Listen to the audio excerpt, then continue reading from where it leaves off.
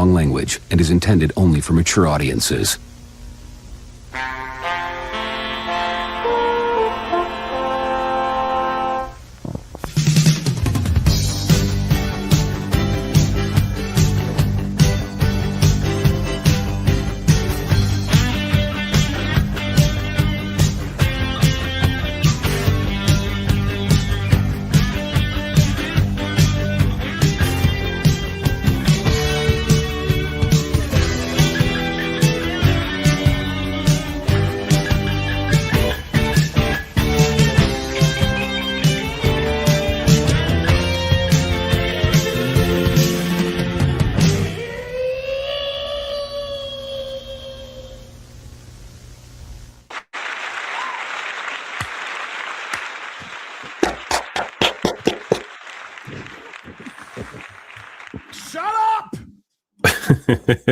It's the longest applause in the history of applause there. Hi, everyone. Welcome to the real BBC, where we are either short-staffed or people be gone. We'd be firing people. Like we're doing a Bethesda, and outside my door right now, I've got Mauler, I've got Gary. They've got their banners. They're saying streamer watchers deserve better and all that kind of stuff. But we'll get to, I've got drinker, so we can play with that today. Mauler's PT is melted. Yeah, melted. So we got a Mauler, we got a Cthulhu god down. Gary's traveling to the meetup. Disbrew, who's been an amazing jump in, is also traveling to the meetup. So I was fortunate enough to grab Critical Drinker. Drink, how you doing? I'm good, man. I like how I was your fifth or sixth choice. It's like Gary's not here, Mauler's not here, Disparu's not here, Darkside Phil's not here. Drinker will do, I guess. Keep going. Keep going. Well, Gary, I mean, in all fairness, Gary and Mauler are actually part of the show. That is fair. And theoretically, they're part of it. And I did look. I know you're a busy guy. I didn't know whether to plug you for a. Oi, you got a couple of hours, mate. As I've always got time for you. Maybe not when I make you play fucking Golem. Maybe then the couple of hours will vanish in a wisp. But how you doing, dude? Glasses list today. Yeah, I'm doing pretty good. Like Tuesday is kind of like my day off during the week because, like, yeah, even I need a day off from making videos and shit and drinking. Glad I can ruin it for you. Yeah, thanks. Hey, I've been off all day, so this is fine. Okay. Yeah. Liking the cabinets behind, dude. Oh yeah, they're finally coming together. We got the Sega. We got the Xbox. We got the Nintendo. I'm sorry, my head's in the way. No, it's all good. I mean, I have had a little look at some of the other cabinets before, but the alignment, yeah, it's doing good, I've got a proper old school. What's the Japanese version of the NES called? The Famicom. Yeah, I've got one of them at the top. Super there. Famicom disc system as well, which is not easy to get over here. Yeah. All right, quick question then. We can do whatever we want today. We can play truant. Dreamcast, red logo, blue logo. Oh. Red, I would say. Okay. So NTSC. Okay. All right. I'm a blue. That's fair. I'm a blue. And since we're doing the whole tour de force, GameCube, which color? Black, silver, purple. See, mine's is like purple, so I feel like I've got like a bit of loyalty to that, just because I've got nice memories of playing Resident Evil 4 on it. Good times. Yeah, purple is absolutely the right answer, by the way. Or did you have the Resident Evil 4 silver with the Resident Evil 4 logo on the top? Sadly, I did not. I need to add to my collection there. You're giving me ideas now. Well, we're both. Do you know what? I want to talk to you about this because I've got you. We're both Resident Evil boys. Yes. We both absolutely adore Resident Evil. I was kind of like pressed recently on a stream about what's my favorite franchise of all time. And what it was like Final Fantasy. That was very close, but I think in recent times, Resident Evil's like thoroughly overtaken it now.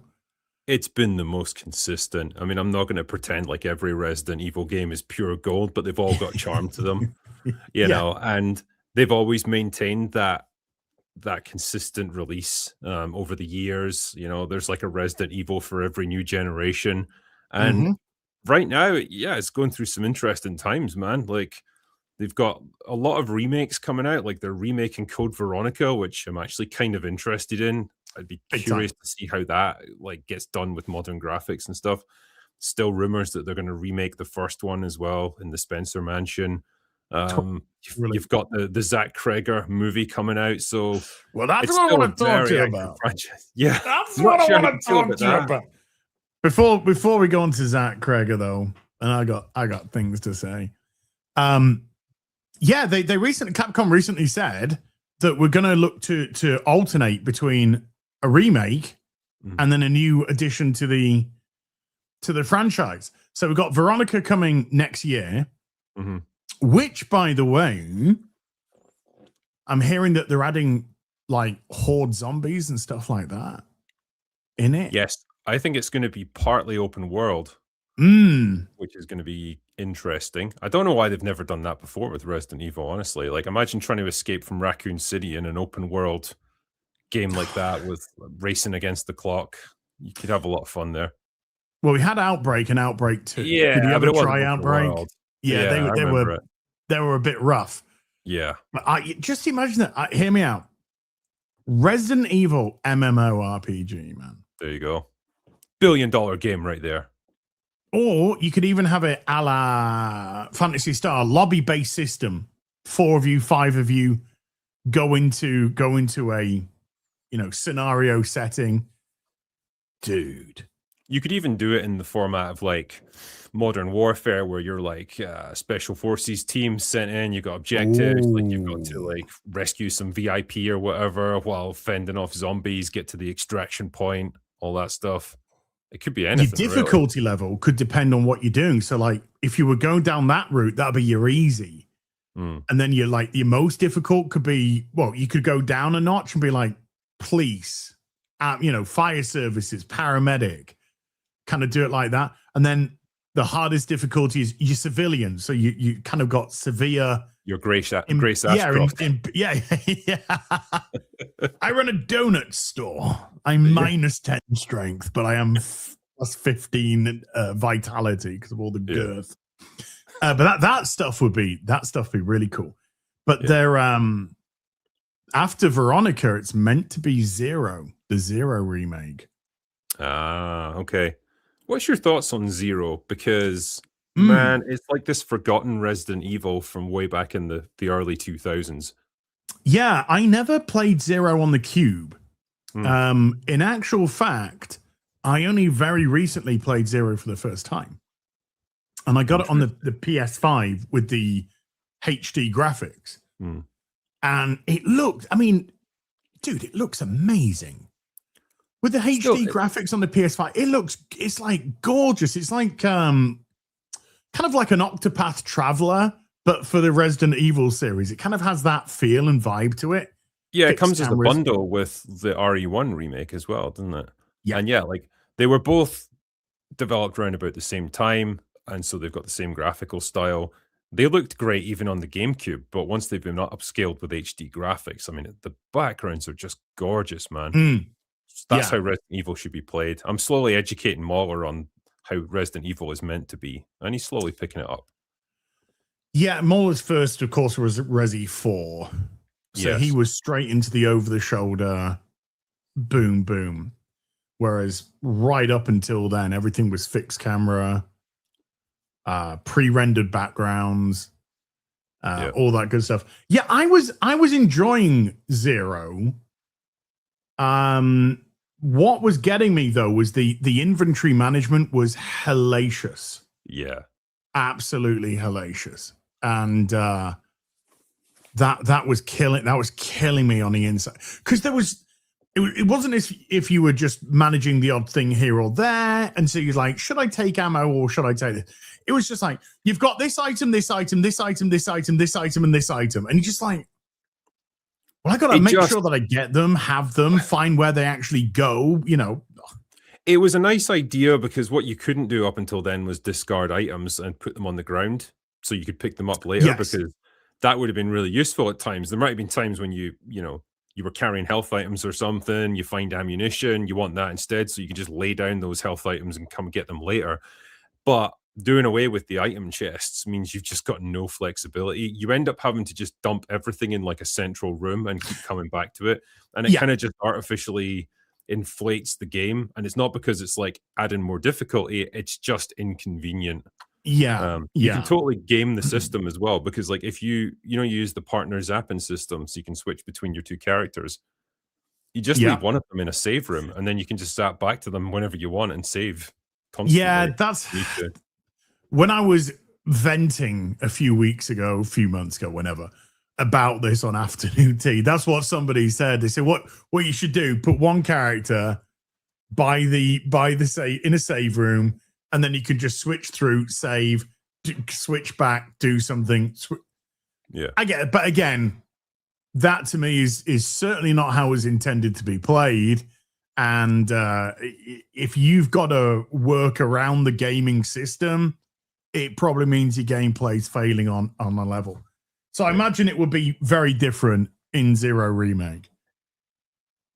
I should think so, yeah. And there's a lot of, I don't know, some of the characters in it are pretty goofy from what I remember. Like the game was really obsessed with like leeches and slugs and shit. And so the main character is just or the main antagonist is just a bunch of leeches glued together. It's all a bit goofy. Yeah, it was certainly it was the most Japanesey, I would say, of the Resident Evils. It kind of felt like it was, did somebody just play Final Fantasy VII? That's what it feels like, because he shows up with his leather trench coat and everything, with a high collar, and it's like, this doesn't feel like a Resident Evil game, man. Yeah, it's just like, looks lovely. I was enjoying it, up to the point where I was in the mansion, and when I was in the mansion, I was just like, just throwing all these items at me, and I'm like, for fuck's sake. Yeah. I've got no effort. So I'm taking it back to the main hallway, dumping it in the main hallway, then we're going around, and then I got sidetracked. Obvious question, probably, but favorite Resi game? Oh, it's such a tough one. I keep going back to the original trilogy, but either Resident Evil 2, the OG, or the remake of 1, because that is pretty much a flawless game, and it's exactly why remakes can work. Yeah, that is. Oh man, that Resident Evil 1 remake is superb. The beginning bit kind of over teases you slightly though, because when you go through the first double doors with Jill, it goes over your shoulder, and I was just like, oh, and then it panned out, and you're like, oh, okay. Yeah. But yeah, I played that again. I went through a massive spree recently of going back and playing some old school Resi, and I played the remake, and I hadn't played that for goodness knows how long, goodness knows how many years. And it was just like, God damn, that was great. That was like really, really good. Barry dies, obviously. For some reason, Barry's always bloody died in my playthrough. Why can't you keep him alive? The game spells it out to you. You just got to trust him, or pretend to trust him. Yeah, but we got to the, what's her name fight? Lisa fight. Yeah. And he fucking yoinked him off the edge. Oh. Did you refuse to give him his gun back? No, I gave him his gun. Oh, okay. I trusted him. I gave him his gun, even after he betrayed me with the lift. And she yoinked him off the edge. And I'm like, fuck. Is he okay? Or is that it? Is he done? And then never saw Barry again after that. Oh dear.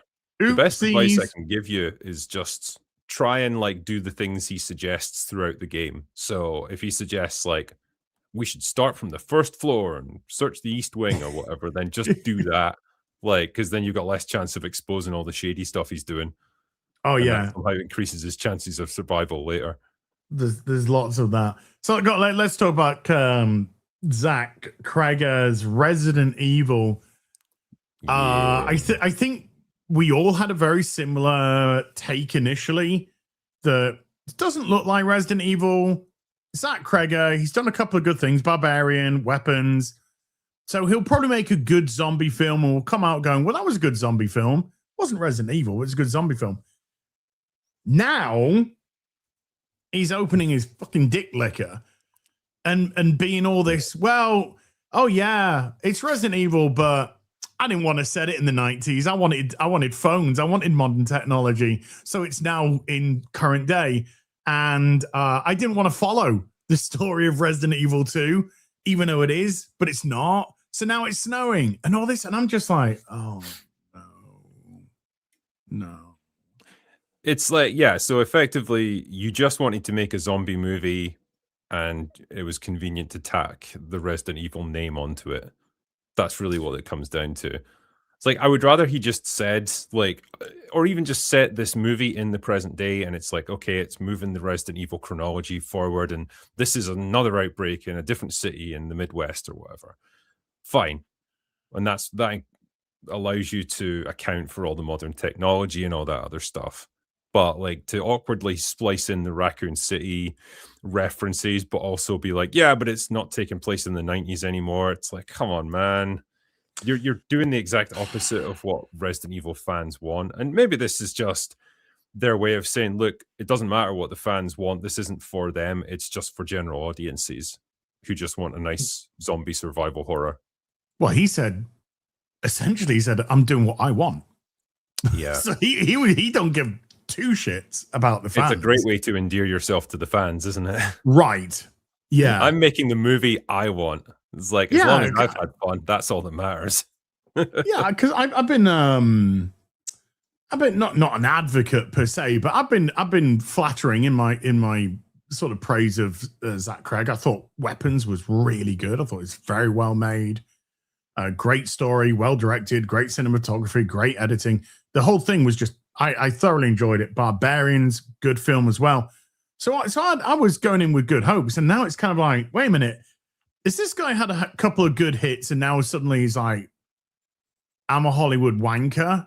This is what we do, or are we just old and set in our ways with Resident Evil, and we are non-adaptable or malleable? What do you reckon? I mean, we're definitely old. Yeah, boy. Yeah, boy. But look, again, if you're going to set it at that time period, like there is this immense lore and history with the Resident Evil games, and that's in a lot of ways that's what kept people coming back to it for so long. It's what kept people so loyal to it, because there is like this constantly evolving chronology, but it generally doesn't contradict the main events too badly, and so you feel like you're part of this living world that's been going for 30 odd years now, which is really cool. And all we want is for it to fit within that, you know, and it's not too much to ask. And if anything, I would say having things like modern technology, like smartphones and stuff, probably makes your job of writing something like this a lot more difficult, you know, because you've got to then account for the fact that people like can't just call in for help and all that stupid shit. Whereas back in the 90s, not everyone had a mobile phone yet. So it's much more believable that this like guy who's just like a courier wouldn't have something like that. And so it would be difficult for him to call for help. And so he's got to survive on his own. Hey, that's easier. Why would you want to make that harder for yourself? I don't get it. Surely it adds tension as well. When you take technology away, it adds more tension because you know you don't have. Now, I think I pieced together the first segment. When we see him, he's talking on the phone. He hits the zombie woman. Then he goes to see her off the road. The next thing we see is running to the farm. Goes in the farm. She starts running down the thing after him. He gets the shotgun, shoots. Yeah. And I was like, but he had a phone, so why didn't he just grab his phone? Because he was going to the farmhouse to find a phone. Then there's a picture of him in the car with the zombie. So he's hit her. gone to the roadside, found a body, picked her up, taken her back to the car, put her in the passenger seat. Then he started driving. Then she started going. So he's just got out the car and legged it, left the phone. So I think put that bit together. Sure. But I'm just like, but if you want to do this, just call it Resident Evil something and have it in current day. And as you said, pick a location and have some sort of outbreak done there. You don't have to ruin nearly 30 years of wonderful lore in the process just because more convenient. And I don't know, is it now almost impossible to do a Resident Evil movie that's faithful to the games because the well has been poisoned so badly over the years? I mean, how many attempts has there been? Like 3 now? 4? Oh, well, this is the third. This is the third attempt at a Resident Evil. Well, it depends. Are we counting the CGI films? They sit in their own little world, I think. That's what I would say. Again, they're the most faithful, but they're also a bit shit. A lot of them. Yeah. It's like, don't expect too much. Just go along for the ride with those ones. But we had the Paul W.S. Anderson ones with Mila Jovovich. We had the Welcome to Raccoon City. We had the Netflix show. And now we've got this. Dude, I'd memory hold that. Yeah, so did I, mostly. Holy cow. And I saw a video recently. I don't know if it might have been it might have been your Resident Evil video, actually, the Craig one I saw. And it got mentioned in there, and I was just like, I forgot about that, and then I forgot about it immediately again afterwards. Yeah, it's a weird effect. Holy cow. It's like you have to kind of remind yourself that there was a third Tron movie last year with Jared Leto. Again, I'd forgotten about that. Never saw it. Couldn't be bothered. No interest. So, like, this is our job. But the beauty is we get to pick and choose what exactly our job is. Yeah. And when it came to Tron Ares, I was like, and Mando and Grogu, I was like, I couldn't give a fuck. Yeah. I couldn't even give a fuck to see it to make one video and go, yeah, it's great or it's poop or whatever. I had that problem with House of the Dragon with season 3. Like, I kept thinking like, oh, I should watch it because, I've mostly stayed up to date with it and curious to see where it's going. And every time I went to go and try and watch it, I just could not be arsed. I had no investment in it anymore. And from what I've heard, it's been kind of dog shit this season anyway. So probably best not to. Yeah, I'm not hearing good things. I was just like, I haven't read the books. I've never read. So my experience with Game of Thrones was always the TV series. And the way that ended, I was just like, I don't give a fuck. So Gary and Mauler tried to get me to watch House of the Dragon. But I was like, do you know what? I'm going to wait. I'm going to wait. And if it all comes out and you say it's great, I'll go and watch it. And they're like, yeah, but we can't talk about it week on week. And I'm okay with that, personally, And then the first season, they're like, great. You should watch it. I'll hold off. I'll hold off to see what you got for season 2. Season 2, this it's kind of like a mixed bag. It's like some stuff was good, some stuff not so good. And then season 3, it's I think Morley just said, "Oh no, it's all gone. It's gone. It's all just complete and utterly freaking all over the place now." Season 2, it was already starting to get kind of tedious, like because I think it was always going to be building up to this giant battle, which then you didn't even get that season. Like they gave you blue balls until season 3 to try and keep you invested. But like because of that, there's just an awful lot of like people standing in rooms looking at maps, like middle-aged women looking miserable, guys just like grunting each other and just like plotting things but not actually doing anything. And it's just like, oh fucking hell, just do something. Go somewhere with this. I am getting bored with that kind of stuff now. But A Night of the Seven Kingdoms was great. It was a nice, simple story. Really easy to get into. I'm not going to watch season 2 though. Right. Not until I've got an okay. Because season 1, I really enjoyed season 1. I thought it was a really good show, really fun show. Great for a half hour. Just a half hour things were happening. There wasn't any procrastination. Things were happening all the time, and it was great. And it ended at a point where you could be like, well, that's the show. Mm-hmm. So after we've been hearing that Netflix is Netflix, it's not Netflix, but you know, it's kind of like doing a Netflix. It's the season 2 thing. That now the race changing a bunch of characters. Now the tune, and it's like, oh. So I've said to Gary and Morley, I've just said, look, you go watch, and I'll you tell me afterwards whether or not it's worth it. But I'm gonna hold back. So we all get to be the canaries in the coal mine.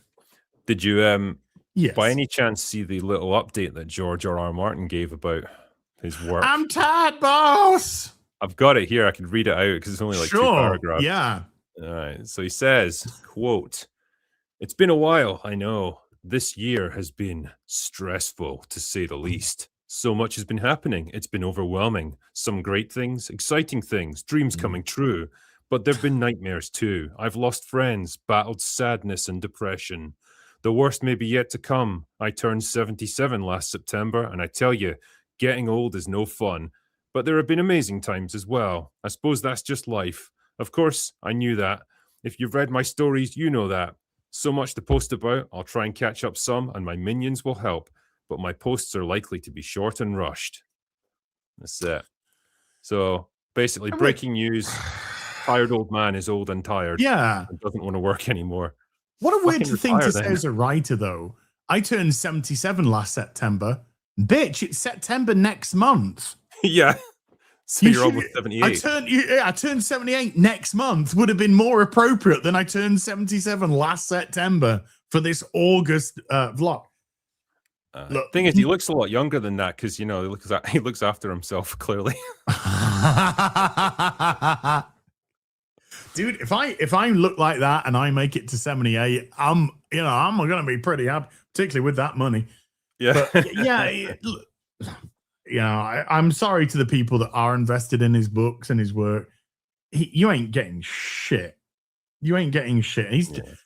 Don't expect anything. Not a single solitary book. Not even a Donkin Egg novella. You're not gonna get shit. I think you will get stuff that you absolutely never cared about, like a compendium of all the herbs and spices of Westeros or something. Just like 500 pages long. Because, like, why not? You might get something like that. I mean, holy cow. It was it's like 10 years ago since Conan O'Brien did that skit where he got the that comedian, I forget his name. I used to follow him on X. But you got that comedian, like, they had the drone looking down at him, and he's just like naked in the pool, and it's like, oh, it looks like George R.R. Martin is going to do something. He's going to do something out, and then instantly get like blowing bubbles out and shit like that. And that was like 10 years ago. Every so often, Gary gives us a count where it's like it's been 10,720 days since the last book. God. That was, good grief. And now here we are, like 10 years later, and it's just like, nope, nothing. It was called Nick something. Was he called Nick something? I don't know, a comedian. It's called Nick something, I think. Look, we got to talk a wee bit now about, what was it? Well, just to wrap up on the Resident Evil side. Sure. September 20-something or whatever. 28th, is it? It's releasing. No, October. I thought they'd given a September release date. End of September now, I think. I'll check. But soon. September 18th. You are September 18th, not 20th. There we go. You gonna go see Transformers the movie 40th at the cinema? I might have to, yeah. Because new cutscene at the end. Ooh, interesting. Yeah, that'd be kind of cool, actually. Well, there's a lot of tongues wagging about what. I mean, we already know a bit because it's in the trailer, but it's just like, are they doing it because they want to go in a different direction? Are they going to get rid of season 3 and 4 and just, or are they going to be like, hey, we're going to make a direct sequel to this? I don't know. Could be much ado about nothing. Who knows? Yeah. Yeah, guys, Mauler's PC's died. I saw some people say, now he's off making his Spider-Man video. He's already done that. It's done. Okay, I'll tell you that. That's already finished. It's already done. It's already finished. He hardcored that. Like, I can't believe it. Yeah. The he's rage already got, yeah. We've had, considering, well, now we're on to Spider-Man. Mauler hated it. I liked it. It's got issues. Jean Grey's a massive issue. And didn't like Yelena in it at all. She was clearly a noted Marvel node from Feige in an effort to, for some reason, try to up their shitty Avengers, because they are just the retarded Avengers. They're not even the Avengers. At this point, I struggle to remember who's even in it. Like, the guy Doomsday? Who should be getting... I'm struggling to remember who's even in the new Avengers. Like, okay, you've got Yelena Sentry, I think. Maybe. Is he? I don't know. I mean, he kind of he renders everyone else just pointless because like he can do anything. You literally took everyone out in your retarded Thunderbolts movie with Sentry, and that was him on PTSD, whatever, you know. So, what would he be like if he's firing on all cylinders? There's Yelena, her dad. John Walker. Oh, there we're getting it. Done dirty. Yep. Winter Soldier. Oh God, yeah, he's in it. Ghost. Wait, isn't she dead? No, that was Taskmistress. Oh yeah. Which was still hilarious. And also the right thing to do, so you can eventually introduce Taskmaster, the proper fucking one, okay? Yeah. Not that. But that's all they could probably afford her for. She's that, she's not Polish, is she? What nationality was it? Oh. The Quantum of Solace Bond girl. Yeah. Olga. Kurylenko? Something like that. She's fit as fuck. Yeah, she's Ukrainian. That's it, Ukrainian. French. Yeah. That's a hell of a combination. Yeah. French Ukrainian. But yeah, so those are, they're not the most memorable of Avengers, and I kind of hope they all just die in Doomsday. That'd be nice.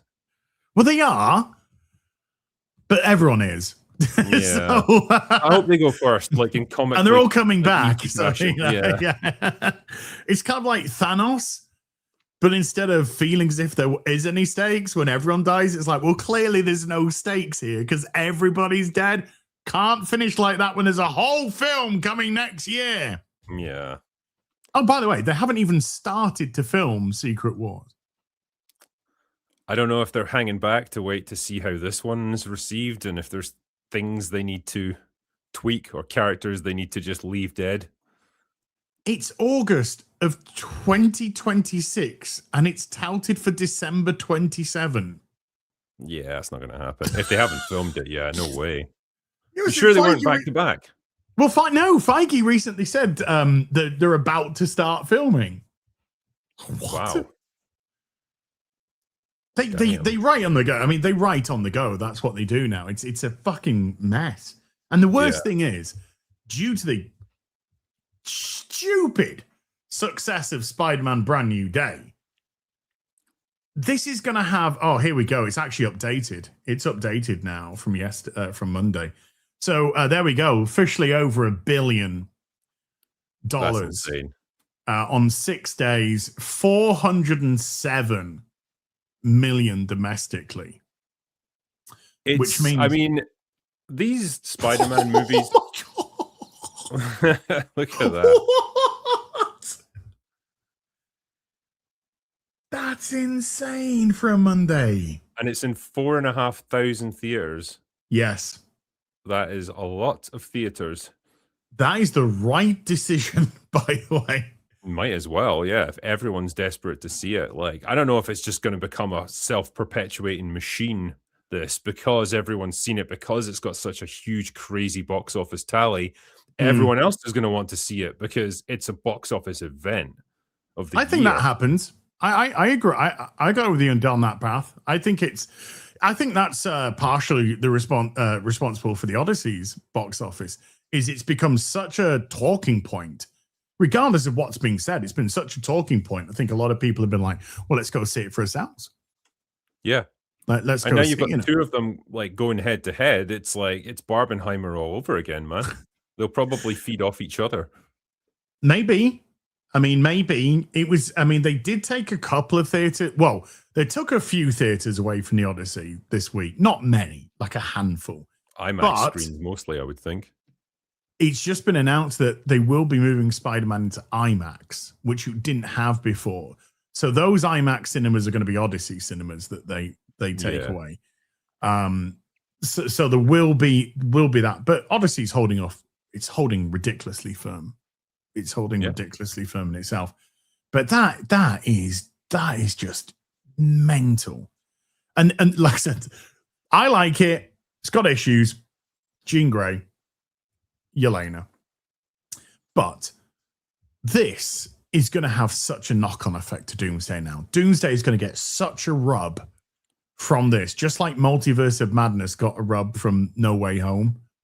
This is what I was going to ask you, actually, because, I mean, from a financial point of view, it's not necessarily that great news for Marvel because they only get like 25% of the revenue from this. Like, it's a Sony production, really. Sony will be laughing their asses off at this. They're going to be quids in. But then, like, is the audience loyalty and excitement over Spider-Man carried over then to the rest of the MCU, or is it just kind of sequestered off into its own little thing? It's a difficult one for me to pin down, really, because I don't know what the mentality is around it. I feel like if you announce Spider-Man 5 now, people would go insane because the excitement is around Spider-Man. Yes. As mentioned, though, with the No Way Home, and No Way Home itself got a rub because of Toby and Andrew returning for their cameos. Because we've only had one official Doomsday trailer. The one from San Diego Comic-Con did leak, and it is a better trailer than the one that they released. But it's not massively different, but it is a better trailer. If I were them, I would absolutely make sure that you put a quick image of Tobey Maguire as Spider-Man. Yeah. Because he's at the beginning and then done. But if you were to throw that in, then you're kind of baiting again that the Spodermans are there. But I think in itself, I think there's been a lot of feel-good from this Spider-Man film, Brand New Day. I think there's been a lot of feel-good come out of it. And I think that feel-good mentality will carry on to Doomsday. Now, for how long, don't know. I think it's going to have a monster opening, but if Doomsday's the pile of green screen wank that it looks like, and it looks like fucking green screen wank, then it could have a massive drop-off. It could have a big drop. But Multiverse of Madness had an insane opening. It's like 400-something million opening weekend worldwide. And then it slowed quite a lot because the film was actually just pants. Yeah. This is where I'm going to be really interested to see how it performs. Because, like I say, I feel like you can come into this Spider-Man movie relatively fresh, and it's like, well, okay, you just need a basic understanding of it. And that's why it appeals to the normies. But if you're talking about something like Doomsday, that's really calling upon like you having 20 years of knowledge about the MCU, because there's a million characters in it and you kind of need to know all of it for it to make sense. Nobody wants homework. I've said this so many times. Nobody wants homework. Marvel, who's it? They said, you need to watch Loki before what? No, nobody needs to watch fucking Loki. All right. It's a terrible show. Absolutely terrible show. So, in that regard, Spider-Man was so much more accessible because of its ground root level. And that's actually one of the things that I liked about it. I liked seeing like Tombstone, even if it was for a second, or Scorpion, and he was only, for a second. I enjoyed that because it showed that they were still existing and they were existing in the world, and this is what he was doing. The film wasn't meant to focus on them, so I'm okay with them having bit parts to play. And there was no multiverse nonsense in this, which in itself I think is a massive plus point for people. And they could go and they could just see this. I think you called it like a pretty simplistic story, nothing too complex, not too complex story. And I agree. And I think that actually helps. I think it helps significantly. I think they did sort of give into their impulse towards the end to have like the equivalent of a sky beam that's going to like cause mass destruction, with Jean Grey kind of like having that bubble that just envelops half the city. It's not on the same scale, but it's like they needed like a large scale disaster that had to be prevented. And again, when I started watching it, I was actually like, oh, I'm quite enjoying just watching him fighting ground level guys. Like Scorpion and stuff. Yeah, they're stronger and like more dangerous than just regular crooks, but like they're still containable threats that Spider-Man should be taking on. Maybe it's going to be that kind of movie. And yeah, it went a slightly different direction, obviously, because they really need to set up Jean Grey. And again, it felt like this movie's plot was a little bit in service of the next film rather than telling its own story in its own right. Sure, because this is the odd thing, and I saw in Gary's review. I watched Gary's review yesterday, and the fact is, like, Jean Grey's not a Sony character. That's a Marvel character. That's a Disney character now. So it was interesting that Sony was setting up the Marvel X-Men, the new Marvel X-Men, which are going to go forward. Again, had to have been a studio note, surely. Or something had to have been worked out for like, maybe we'll give you Hulk and we'll give you Punisher, but you got to put Jean Grey in to set up our X, or something along that kind of lines in the negotiations on. Yeah, I mean, I got the impression all the writing and creative side of it was actually done by Marvel, and really the extent of Sony's contribution to this was just to give them permission to use Spider-Man. Right. To use their licensed characters. I mean, I could be wrong on that, but it's got all the hallmarks of Marvel writing. You know what I mean? It doesn't feel like it was written by Sony. And I could be off base there, but I almost figured like Marvel basically approached this like, hey, we need the characters that you've got the licenses to, let us use them. We'll handle it all. You'll get 75% of the profits or whatever. Like, and Sony like, well, okay, sure, I guess. Can't do us any harm. I don't know how legitimate this rumor is, but the rumor was that the initial film was again meant to be another multiverse film, which returned Toby and Andrew, and they were fighting off against like an army of symbiotes. Oh no! Which sounds horrendous. And even Tom Holland came out a couple of days ago and said the first draft of the script was horrendous, and we were like, this is rubbish. And so they redid the whole thing. It's just like, okay. That's like a rare display of common sense from Marvel's point of view. Yeah. Normally it's like, well, this script is dog shit. Like, let's just do it anyway, and then we can like do reshoots later to fix the problems. Yeah, well, Tom had so much, people forget he had so much bargaining power with this film because his contract had run out. He'd done his 3 films. So this was a new negotiation on contract. And I've seen some people go, wow, there was like 3-4 years between the 2 films. It's just like, well, they had to re-secure Tom, remember, in that time. So maybe Tom got look at the script before committing to anything. And maybe he saw what they initially had planned and was just like, nah. If I were him, I would take every opportunity like this that comes along, though. These like crazy big budget movies that are going to net you hundreds of millions or tens of millions of dollars, because he's that kind of actor. Like, he's not going to transition to more mature roles. I don't think he's going to get to some point in his mid-30s, I think, where he starts to age out of playing like the wide-eyed kid kind of role. And I don't think he's going to move into something more mature. I just think he'll get dropped. And so he should probably make the most of this time period in his career. Yeah. I mean, Tom does not look 30. No. I mean, I can absolutely believe that he's a 21, 22-year-old guy. my suspension of disbelief. Yeah, he's getting a little bit crow's feet, aren't we all? But he can play still kind of like play early 20s, but he's 30. It might be different at 35. At 35, maybe Spider-Man 5's just come out, and we've still got Spidey 6 left to go. So by the time he's done Spidey 6, he might be 38. Let's just say, for argument's sake. And then, you've got to be looking at passing the torch then. I don't know where he can go. I've always seen Tom Holland as a kind of Anton Yelchin type of figure.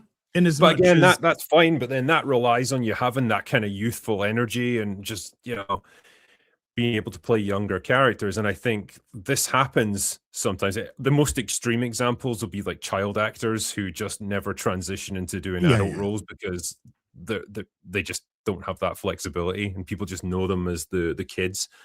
But there's also that same problem with people who are best known for playing younger, like energetic, enthusiastic kind of characters like Peter Parker.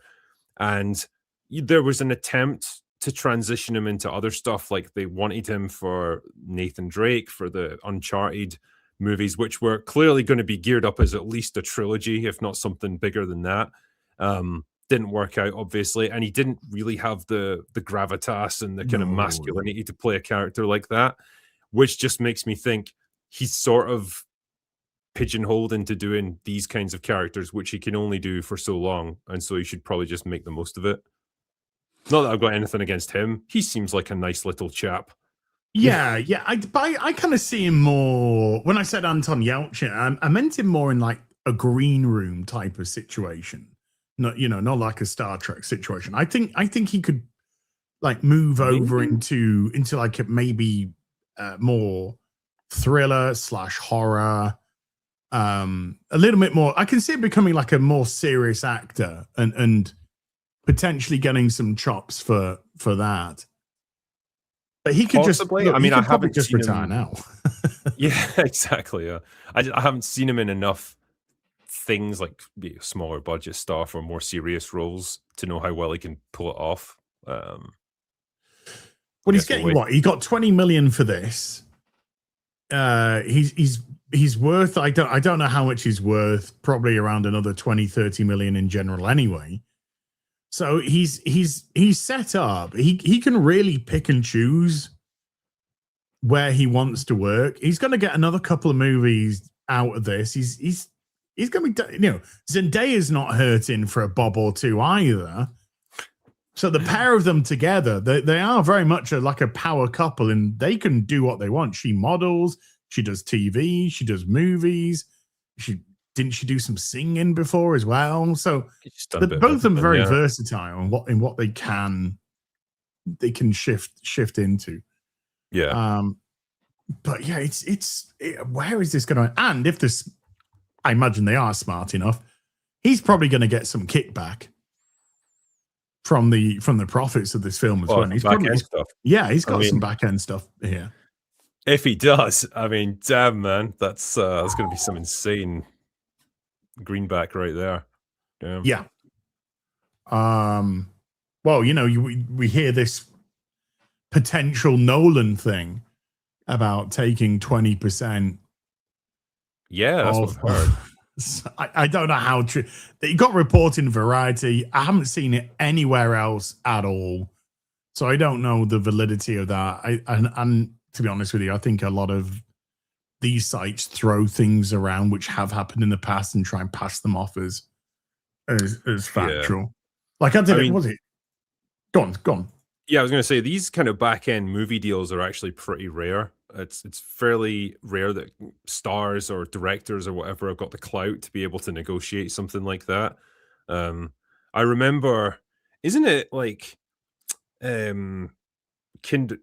it's like Kindergarten Cop for Arnold Schwarzenegger. That is the most profitable film of his career just because he had a back end percentage off of it.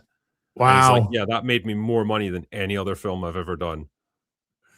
Put the cookie down. Yeah, it's like, it works, I guess.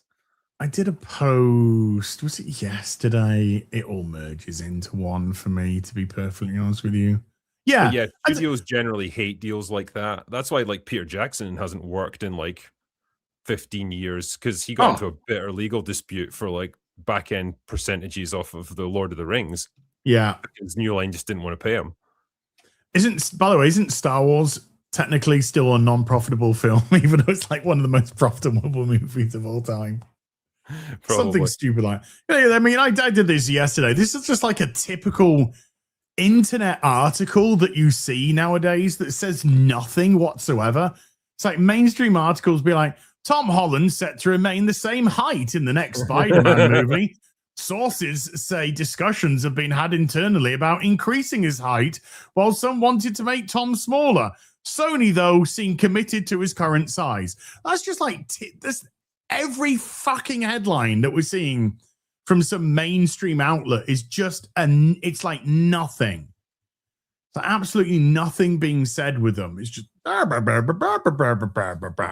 that's why the mainstream media is basically dead now.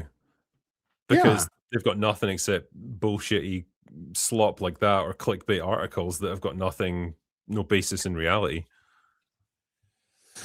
Yeah, it is a bit bonkers. Now, I've actually bookmarked a couple of things. Okay, Asian busty lady. Let's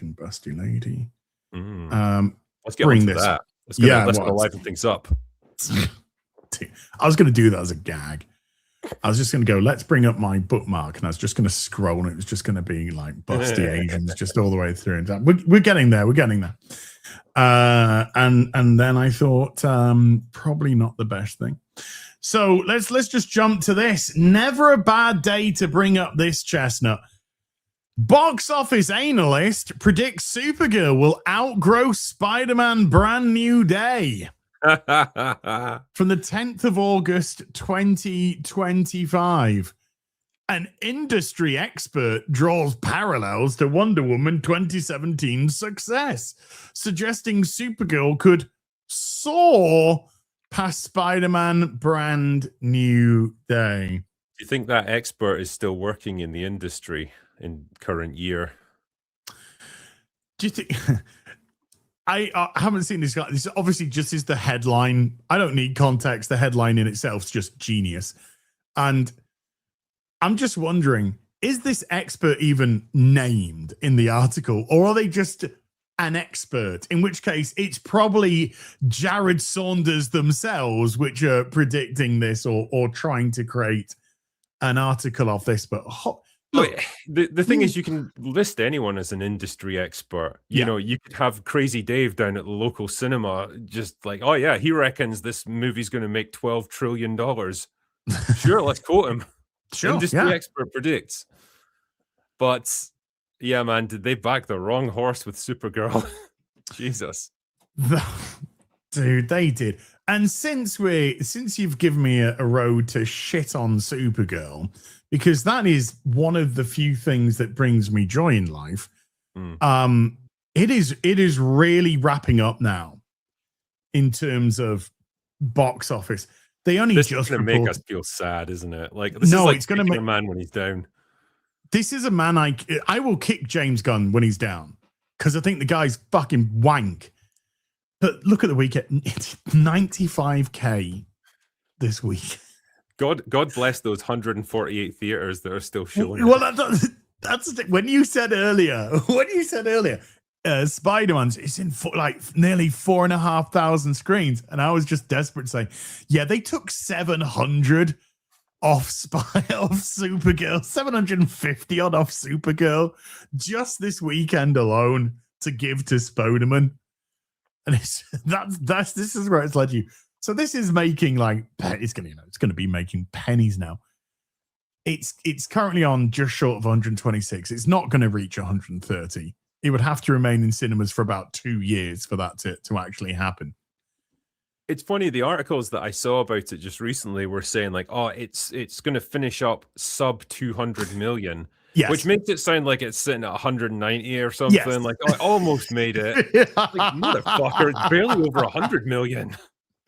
Yes, I saw that same post. And yeah, it's absolutely trying to glaze in an effort to make it feel as if it's done better. Here we go. Found it immediately. There we go. This is from the Hollywood Handle. Supergirl is expected to end its theatrical run by earning less than 200 million globally, one of DC's biggest flops ever.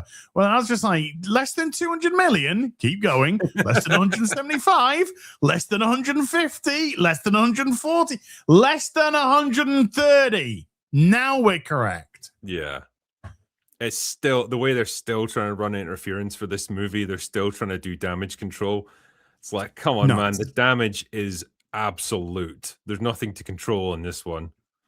It was really funny because when Supergirl went onto digital last Monday, on that day, not yesterday, the Monday before, on that day, there was like an insane bot farm. Clearly from a marketing firm that was pushing like, it's like a couple of specific images and it's like, oh, this is peak, blah, blah, blah. And then it literally just went what and vanished. Yeah. Like they'd only been paid for like 24, 48 hours, whatever, of farming, and that was it, done. Boosh. It's so blatant now. It's like they're not even trying to hide it. No, you don't. Like if somebody's atting something or hashtagging something, there's always that viral possibility. But a lot of these ones that like 23,000 likes, 2 million interactions, and they haven't even atted. There's no hashtag. The account themselves have like 200, like following 200 and have like 3 people following them. It's like, And then you go click where they are. It's like American gal in the profile and you click it. It's like Nigeria. Yeah. Funny how that works. I bet you are. And there's been rather a lot of that. But just as an additional ignominy for James Gunn, you don't even have to adjust Blue Beetle's inflation. It won't even reach like for like comparison with Blue Beetle. Oh, poor Blue Beetle. I had a soft spot for that movie. Did you? Yeah. I think I even gave it an okay review, you know? I was like, oh, go on. Give the guy a little help here. I didn't think the movie was any good at all. But I was left in absolute shock at what the fuck Susan Sarandon was trying to do. Because I was like, has she got a different edict than everyone else? Because she's chewing every fucking piece of the fucking set imaginable. It's like, I remember that. I think crazy. She knew what kind of shit she was in, and she just thought, right, fuck it, dial everything up to 11 and go for it. She's always going to be number one in my eyes, simply from The Hunger, you know. So, but that was bonkers. That was absolutely bonkers.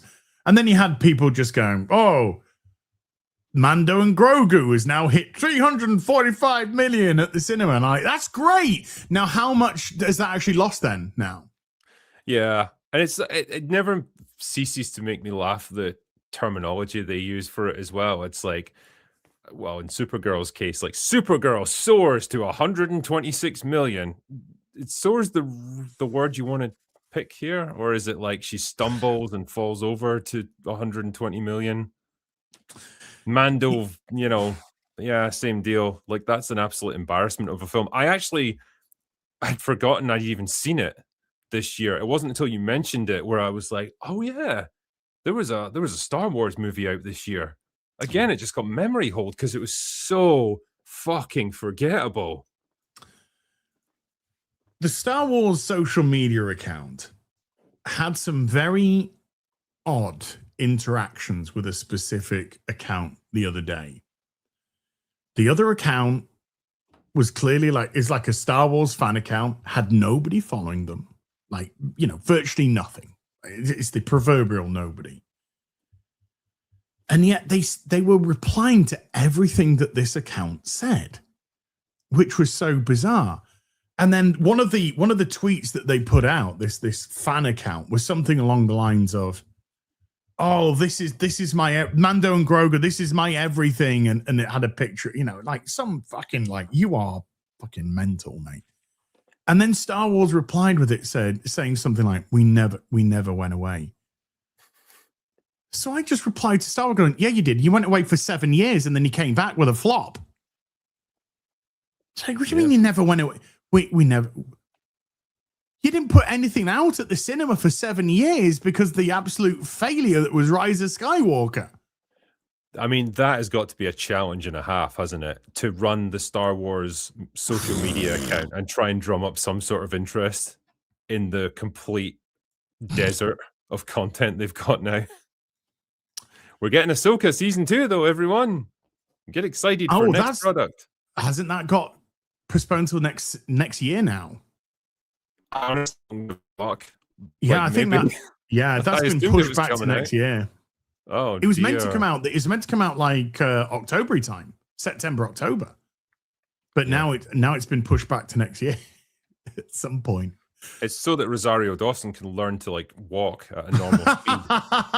They got to give her more time.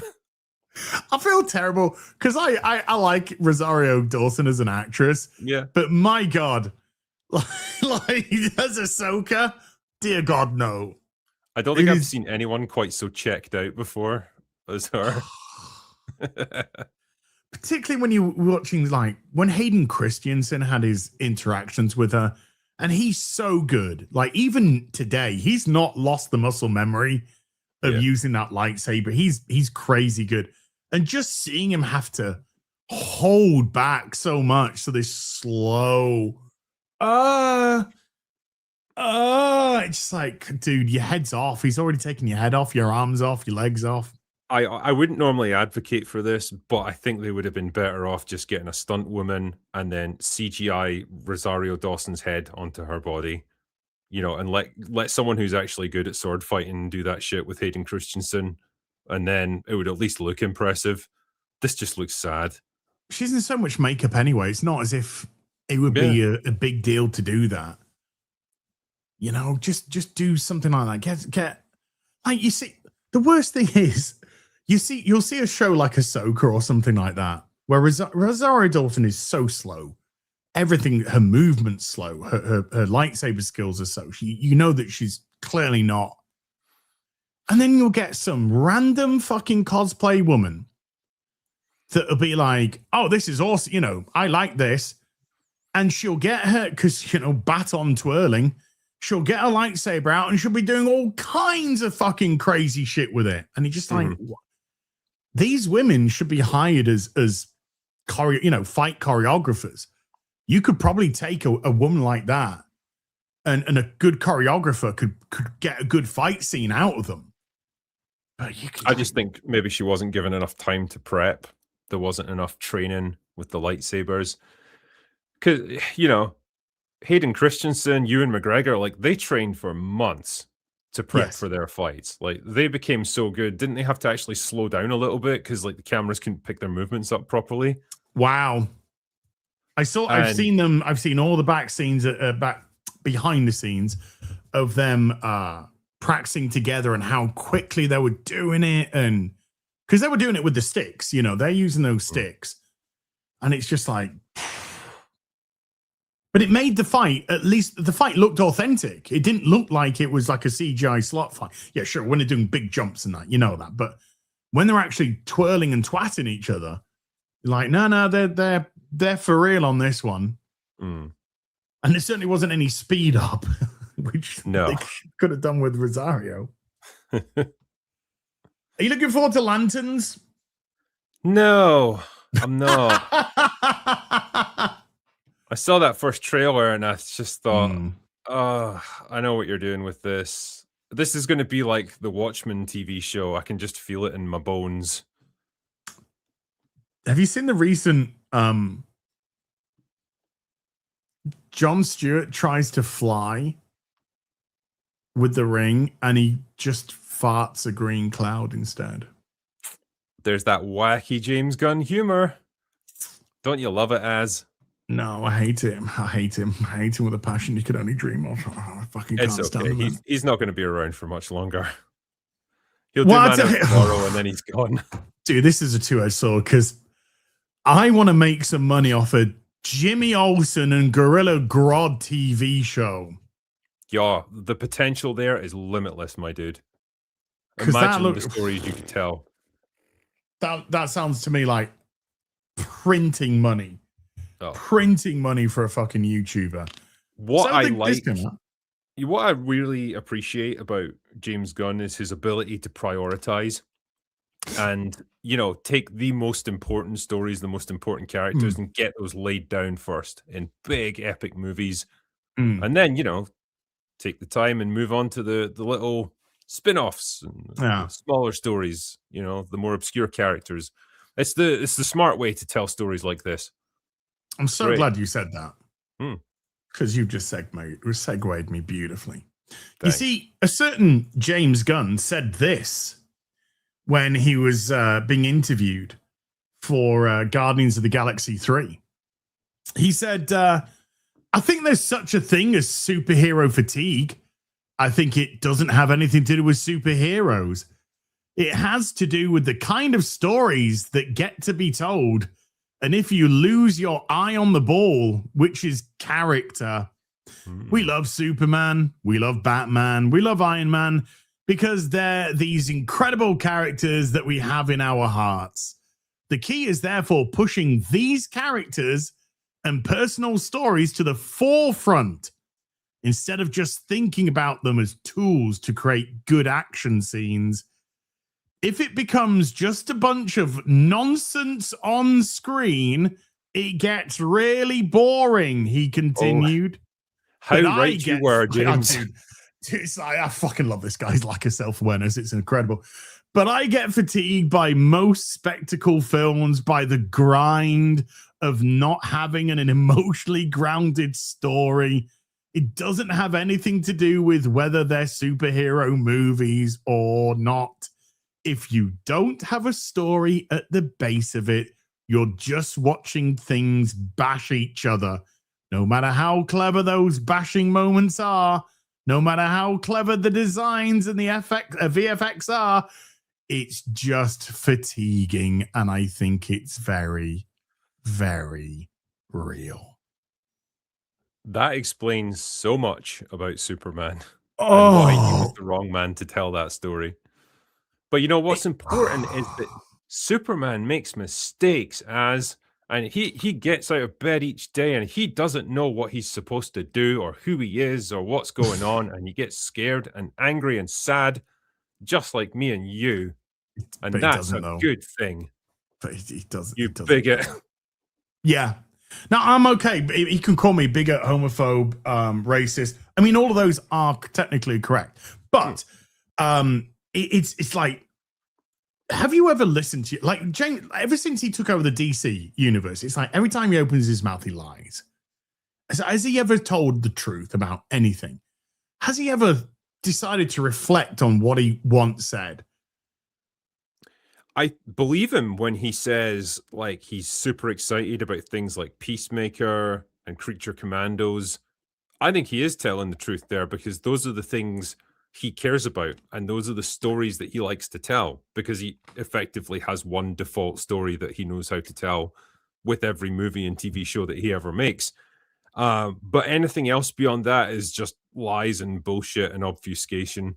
You know, if when he's sitting there claiming that The Flash was like the greatest superhero movie he's ever seen, yeah, sure it was, buddy. I think his actual quote was, "It's one of my favorite superheroes movies that I've ever seen." So, not that he deserves much credit for that either, by the way, with the plethora of.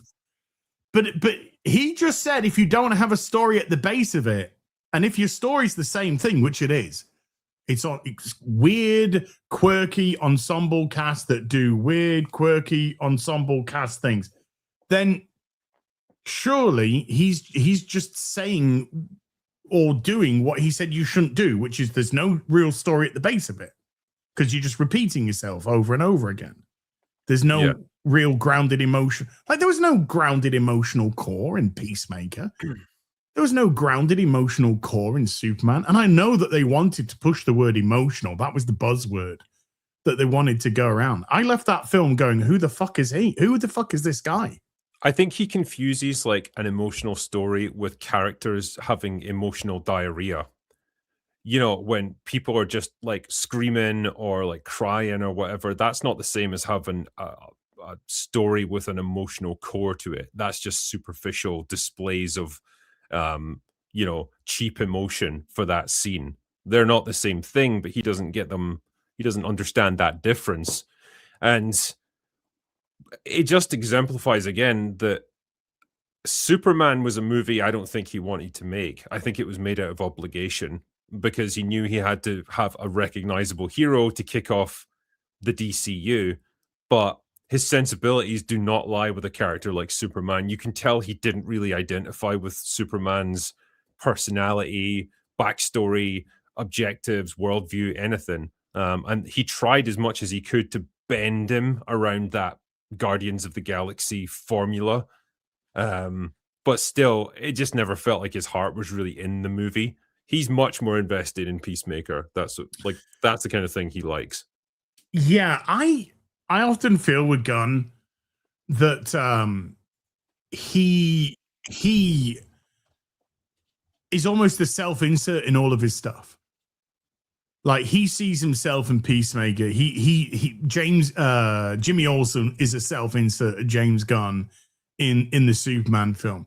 He's his own hero. And maybe that's why everything's so broken. But he's definitely his own fucking superhero. His heroes certainly have traits that span across all of them. Kind of like how Christopher Nolan's protagonists all have the same basic Christopher Nolan type personality. It's almost like stoic, broken on there as well. Yeah. Speaking of that, the last thing we'll do before we go into soups is let's just listen to Matt Damon's take on James Bond. This is amazing. Which is insane. Bond is an imperialist, misogynist. That is AI. Yeah.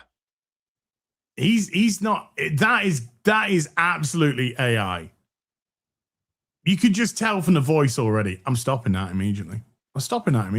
So did he actually say it, or is that? I've read articles about this. It's part of a larger quote, and I think he's a bit tongue-in-cheek. He's almost making a tongue-in-cheek joke about, well, who would want to play that character now? You know, he's X, Y, and Z. I don't think he's actually criticizing the character. He's making a kind of, you know, snarky comment joke about it. Yeah, because he's Jason Bourne. Yeah, exactly. And therefore, he's kind of like an almost direct competitor to James Which is Bond. ironic because then the Bond movies saw Jason Bourne and tried to copy that and just turned Bond into Bourne with a tuxedo, which is interesting. He said Bond is an imperialist, misogynistic sociopath who goes around bedding women and swilling martinis and killing people. Matt, I already said I like him. You don't have to sell him to me, man. Dude, I want that film back again. We want this Bond back again, please. Well, that's exactly why they are taking so long to come out with the next one. They haven't cast their new Bond yet. It's because they don't know how to handle him. But everything that Bond represents is the absolute antithesis of what modern Hollywood is. They are terrified of him. They hate him. They despise him. But they know like they can only change him so much before people reject it. And I think that's what they're struggling with. They're probably desperately searching for a way to make him even more appealing to the modern audience, you know, to pander to that than Daniel Craig's version was. Because remember, Daniel Craig's version spans like 20 years almost. He was in it for a long time, way back in the 2000s. 2006, was it Casino Royale? Yeah. So they're desperately trying to find a way to do this, and I don't think they know how to. And I don't know if they're almost waiting for the cultural winds to shift a bit more before they commit to another Bond movie. But holy shit, is it killing that franchise? Because that loss of momentum is tough. Like, we haven't had this much of a gap, I think, since GoldenEye. I think, because what are we sitting at? Like 5 years since the last Bond movie? Well, it was finished 6 years ago, and then they had to delay the release of it because of the coup and stuff. So it was finished 6 years ago. I think it came out in 2021. Yeah. 2021, So even, charitably speaking, you're going to be talking at least another 2 years before you get the next one, assuming they get cracking with it right now. Yeah, that's if they cast somebody tomorrow, yeah. Yeah, so that you're talking then like 7 years at least between Bond movies. That is a long time. That is a lot of lost momentum. But as you said, it's because they don't know what to do with this character, because he's how to handle him. Masculine, he's domineering. He'll do whatever he needs to do to get the job done. And he'll fuck you and leave you. Yeah. He's raging fucking out. Did you play First Light? Nah, Mauler put me off it. Ironically, by trying to get me to play it, he put me off it. So it was just, I gave up. It was terrible. Absolutely fucking terrible. I've got Halo Campaign Evolved, which I'm perhaps going to stream tonight. Because that looks like fun.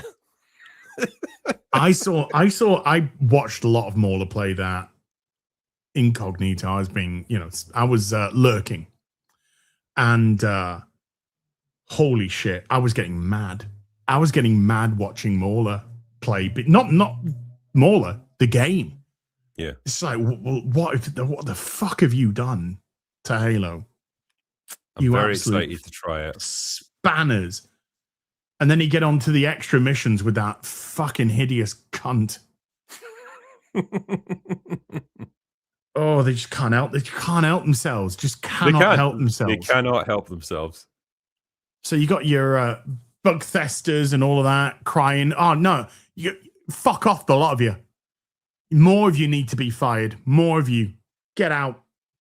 Yeah. Fucking, I don't care if the Western gaming industry well, the AAA Western gaming industry dies, because something better will rise up. Yeah, and like the Japanese will just take over more than they already have, because Capcom stuff are knocking it out the park. Carry on. I just want to give. Actually, I just realized one other topic. Marvel's now racist, dude. No, because they keep canceling all these black-led projects. Yeah, because they couldn't get Blade going because they didn't know where to stick the intersectional feminism. They couldn't get the intersectional feminism to work. And it's not rocket science. Was it Feige said? Well, we didn't want him to just go around killing vampires, and we're like, well, we did. That's literally what he does. I mean, that's the perfect movie. It's the easiest win ever.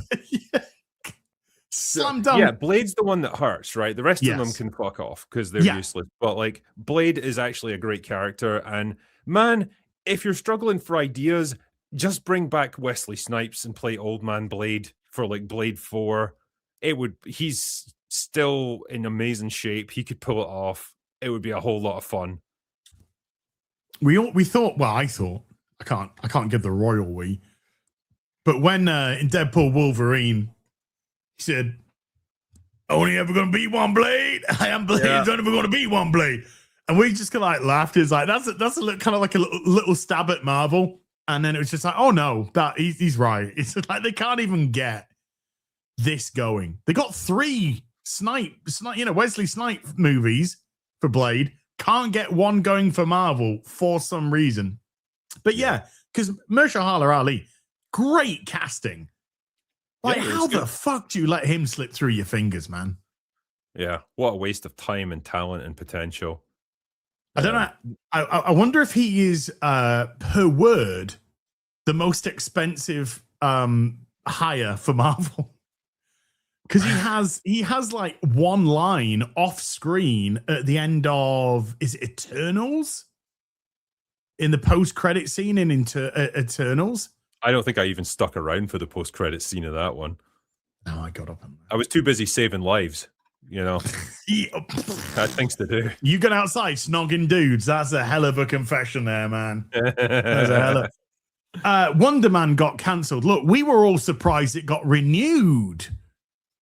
Never mind, because it was... I don't think I've seen any of their TV shows make less of an impression than Wonder Man. That came and went just like that, and it was gone, and no one talked about it. No one seemed to watch it. It was just done within a No, week. it was a love letter to themselves. It had nothing to do with heroes, nothing to do with the Marvel universe. It was a whole thing about acting is so important and Hollywood is so important, and the little people, the little plebs, they need us. We entertain them. We bring them joy. It was like the most self-aggrandizing show that I've seen. And so when it got renewed, I was like, well, I'm sort of surprised, but not surprised, because it's the thing that they give a shit about the most, themselves. So when it got cancelled, it got renewed in March, and then it got cancelled, I think last month, they said. All the writers were told that they've been released. All the actors got told they've been released, and good luck in your future endeavors. Yeah. So that was not a surprise. Nobody gives two fucking shits about Monica Rambeau. No. I mean, if her last appearance was in The Marvels, she's fucked. Like, I don't think we'll be seeing much of Captain Marvel going forward either. So, well, she's not in Doomsday. Yeah. Will she be in Secret sitting there Wars? at home waiting for that call? Like, one day they'll have me back. I tell you one thing about Brie, though. In recent years, she's understanding the game a lot better now. And sidelined, he had his own fucking movie last year, bitch. Yeah. I mean, this is all based on Steve Rogers taking up most of the attention in the trailers. Well, that's because he's Captain America, dude. Yeah, exactly. And that guy isn't. He's Falcon. They wasted a great character in Falcon because everyone liked Falcon. He was cool. He's got his wings. He's got a nice little backstory. Anthony Mackie plays him pretty well. Great stuff. Why'd you have to try and turn him into Captain America? Because all new, all different Marvel. That's why. And I mean, this is the pivot, isn't it? It really is. That's where Phase 4 went, and that's where it all went wrong. I mean, it went wrong in the comics, and the hubris of them thinking that they would make it succeed, therefore, in the films, because, look at them. Look at all these. We just made 2.7 billion with Endgame. They'll get all of our slop. And it was just such a no-brainer to start Phase 4 off with the fucking Fantastic Four. Derp. It's like an absolute setup. But everything got absolutely panned there. But you took away a black guy's agency to give him a white guy's hand-me-downs because you thought that's what gave him agency or gave him legitimacy. But all you did is take away his agency. Now this guy's just a nobody. He's a nothing character because he's neither Captain America nor Falcon anymore. Yeah. And he still can't get a bank loan for that new boat. Well, that's because he's black. Oh, yeah.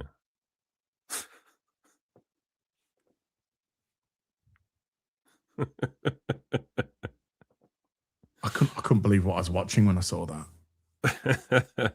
Probably one of the most popular men on planet Earth that would have all kinds of doors open to him, from saving the fucking universe. He couldn't get his fucking sister. Well, he couldn't pay for it because he was apparently black and broke. And his sister couldn't get a bank loan for a fucking boat because she were black. Yeah, it definitely wasn't forced and awkward, that show. No. Just to prove a political point. No, but you kind of watch that and you go, so what are you trying to say? What? Why? There's a black guy and a white guy walking in the projects, and you typecast the black guy. Why? What are you trying to say? What are you trying to say? That it's like, I mean, that's the thing. When you go woke, you don't necessarily go broke. The first thing you do go is full racist, and it's funny. Tell me, how's Ironheart doing these days? Are we going to be seeing much of her?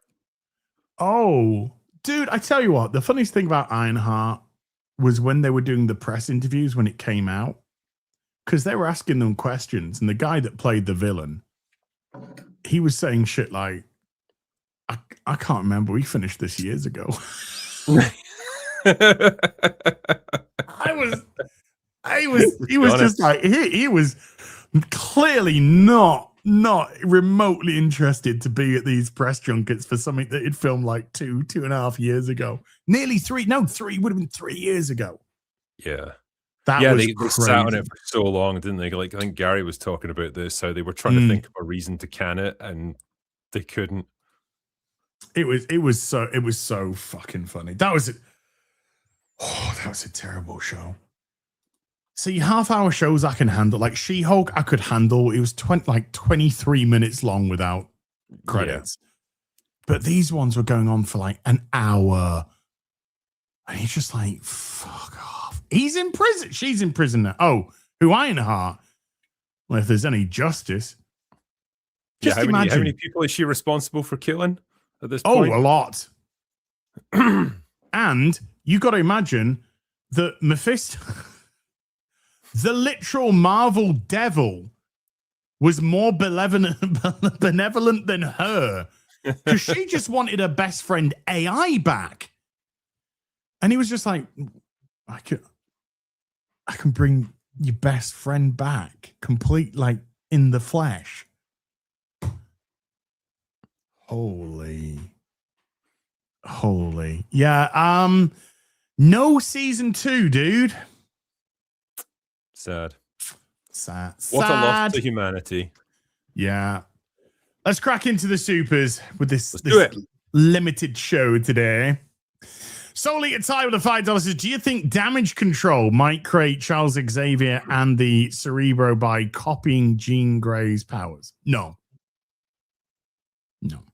So Xavier must exist in this world already, presumably. Yeah. If he's that much older than Jean Grey, what is he doing? Where's he been all this time? There seems to be some interesting names being bound around for casting for both Professor X and Magneto. So we might actually get some decent casting. Now the writing, that's a different kettle of fish. But yeah, theoretically, Charles Xavier must be bouncing around now, or wheeling around now. In all, yeah, rolling. Pac-Man with a $5 says, when the Avengers eventually defeat Doctor Doom, will Captain Hammerpants give us peak cinema and say our day of doom is ending? Yes. I hope so. Yes. Taker 610 with a $10 says, I think it was DP&W discussion when Mauler and Gary disagreed on the film, and Gary says, I still love you. Then Mauler said, I love you too. I think you guys are internet father and son with Uncle Az. we It's beautiful. We like each other. We have good times. Well, that's the crazy thing about like normal functioning adults. We can disagree about movies without wanting to wish literal death upon each other. It's crazy, yeah. I know. Yeah, I mean, I was on the phone to Mauler today for like half an hour, for goodness sake. And we had a little bit of Spider-Man chat in there. Surprisingly, still friends for some crazy reason, you know? Some weird. But I'll tell you one thing we were having a laugh about. It's just like, why are people kind of like getting a little bit weird? Like, oh, you disagree. Like, we get confused of an echo chamber. We disagree on Spider-Man. We disagreed on the Snyder Cut. We disagreed on Deadpool, Wolverine. There's a lot that we disagree with, but we're having a good time with it all. So it's at the end of it, friendship, internet silliness. Well, it's duh. Yeah. It's no brainer. Go for broke with a $2 says, who's more evil, Palpatine or Jean Grey? Jean Grey, 100%. Palpatine just wants to build a better galaxy. I think she might have killed more people than him. Directly, maybe. Yeah, how many people has he directly killed? Because we don't know how many people she's been mind controlling before the events of Spider-Man. She might have been like possessing all kinds of people and just walking them off buildings and stuff. It's got to be on screen. But I mean, put it this way, she's done a lot more raping. That's true. That's true. But it's okay when a girl does it. As we learned from Wonder Woman 1984. Like, I agree. Jean Grey's the huge problem of that film. That's why it got a 7.5 out of 10. Did you see the cope around it? Like, the old guy that she Oh. walks into the car that gets run over, and they're like, oh, but he's in the end credits and stuff. It's like, okay, even if I was to entertain the idea that he wasn't killed by like a high-speed vehicle collision on his frail old bones, right? She had no way of knowing he'd survive that. As far as she was concerned, she was walking him to his death. So the intent is still there, even if the end result is different. Yeah. Like conversation I had more today.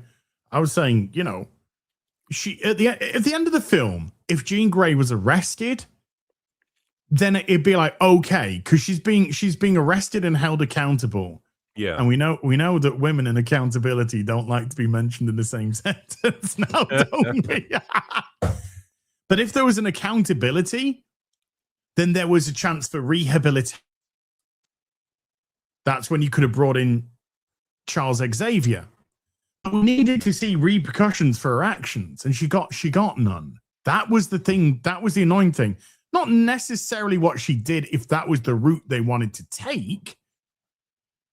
Because this is all, all of this is not taking from the comics. All of it is its own stuff. We don't even have Oscorp and Harry Osborn and Norman Osborn and the Green Goblin and stuff like that. We haven't even seen Doc Ock, his version of Doc Ock and all this. We're seeing in other universes. So the liberties that they're taking are huge anyway. So if you wanted to tell a different story with Jean Grey, one that you're creating, I don't have that much of a problem because of the liberties that films take anyway. But you got to have accountability for what you did. Like it would have been even better if Jean Grey handed herself in and wasn't just taken into custody. If she handed herself in, and then you could have actually had a decent end credit scene with see the wheel of a wheelchair, because you haven't even cast Professor X. So you just see the wheel of a wheelchair arriving at the penitentiary or wherever she's being held. That would have worked. Yeah. But I got a feeling that there's going to be no accountability for Jean Grey. Sonny Harder with a $5 says, so you want Vegas, hold the booze, drugs, gambling, women, illicit activities. Hey, Tony, get me a hot dog with nothing on it. Oh, but that's still a hot dog, though. Is it fun, though? Still a bit of taste. I mean, I'd prefer onions, and I like mustard and ketchup on my hot dog as well. No sauerkraut. Fuck that shit. Yeah, that stuff's weird. Holy cow. I'm going to go with Padja 7. Wow. With a 200 checks. Thanos was more morally grey than Mind Ray Hitler. Yes. Anyway, Spider-Man Brand New Day is a Force Awakens level disaster, and people only realize after The Last Jedi Spider-Man will come out. Mauler will be vindicated once again. Look, Mauler's allowed his opinion. We're allowed our opinion. I think you were sort of like, you were okay with it. I was fairly happy with it, yeah. I was okay. 7.5. Maybe on second viewing it might go to an 8. I don't know, but it definitely would have got higher without the Jean Grey shit. I can not necessarily forgive the Yelena shit, but I mean that shit just didn't even need to be in the film. No, but it's only in there for a few minutes, so it's less of an annoyance. I saw it more of an embarrassment for Marvel, because they were so desperate to try and make Yelena something she isn't. Oh, you're just small potatoes. We're big potatoes. Yeah, it's like but you're not, though, are you? They're trying to make her funny, and she's not. And she's not. Stop trying to make her happen, guys. She's not. She's got no tits. 2023 Game of the Year with a $2 says, what does taking accountability mean, Precious? Taking accountability means you're a man. Yeah. Means you're male. Certainly means you're not female. Kratos with a £5 says, Doomsday sounds so bad in Mr. H's breakdown. An asinine, convoluted series of events with a final reveal. Doom is RDJ that we know going in. Yeah. The story sounds crap. The trailer just looked like a mess. It was just a bunch of incomprehensible fight scenes with nothing to them. And you know that there's characters that have been removed from those scenes, which are going to be in those scenes, like Doom for one. Probably other characters as well. And it just looked like volume slop. Yeah. But I don't want to see my heroes killing each other for fucking most of the film. It's like, what the fuck, you know? Padger7, wow, with a 50 check says Mauler, which is worse? Doctor Strange, Multiversal Madness, or Spider-Man Brand New Day? Shall I be your mauler for right now? Yeah, can you mauler me? I can mauler you pretty hard. I think Doctor Strange is worse for me. America Chavez is fucking insufferable. The multiversal bullshit makes no sense. The book of whatever it is that they have to get to, the mechanics of that are ridiculous. The whole movie is just a complete fucking acid trip of nonsense. I agree. It's a horror. So many films I will never see again. I will see Spider-Man Brand New Day again, absolutely. And probably at the cinema too. Bob Sabricator with a 50 Norwegian says Mauler would make a great Spooderman villain. Yes. Yeah, he's got the voice for it. Oh, yes. Nisav with a $5 says Loeb's Hush or Stalin's Infinity Gauntlet, which was more influential? Well, it's got to be the Infinity Gauntlet. It's not even close. Hush hasn't had a cultural footprint like the Infinity Gauntlet did, because the Infinity Gauntlet, of course, got picked up by Marvel for this whole series. So there's loads of people now worldwide, including normies, that know about Thanos and the Infinity Gauntlet, even though they told a completely different story in the films than they did in the Stalin comics. But Hush hasn't. Hush has been. It's a wonderful comic, and it got made into a very bad animated film.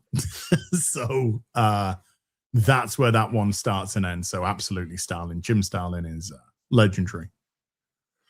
And Nishav with a membership to the stream. Thank you. If Batman had a parrot with a $10, says, I have two friends in their 20s, both liked, excused, or praised Mando, Odyssey, and Supergirl. And both hated Spider-Man. Even them. I knew I would hate this movie from the first trailer. Fuck this film. Wow. Okay. You need to get some new friends, sir. Yeah. It's yeah, if anyone says, oh yeah, I like Star Wars, I just walk away. How can you defend Supergirl? I mean, come on. Dude. It's a fever dream, that film, to me. I can't believe I even fucking saw it at the cinema. I can't believe it. It just made it even cinema worse. as. No, I did though. You know, sometimes depending on what it is, I might go see it with my friend Captain Jack Sparrow.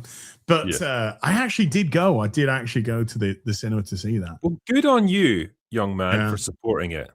Because I am part of that 125 million worldwide. My ticket cost £12.99. Yeah, it's quite an elite group, actually. I feel like you could almost come to know each other, all the people who went and saw it. There was, I think, about 8 in my theatre. And I think at the end I realised 2 of them were actually staff. Sounds about right. So, yeah. Land Far Away with 55 tries says, thoughts on the 1994 Spider-Man cartoon?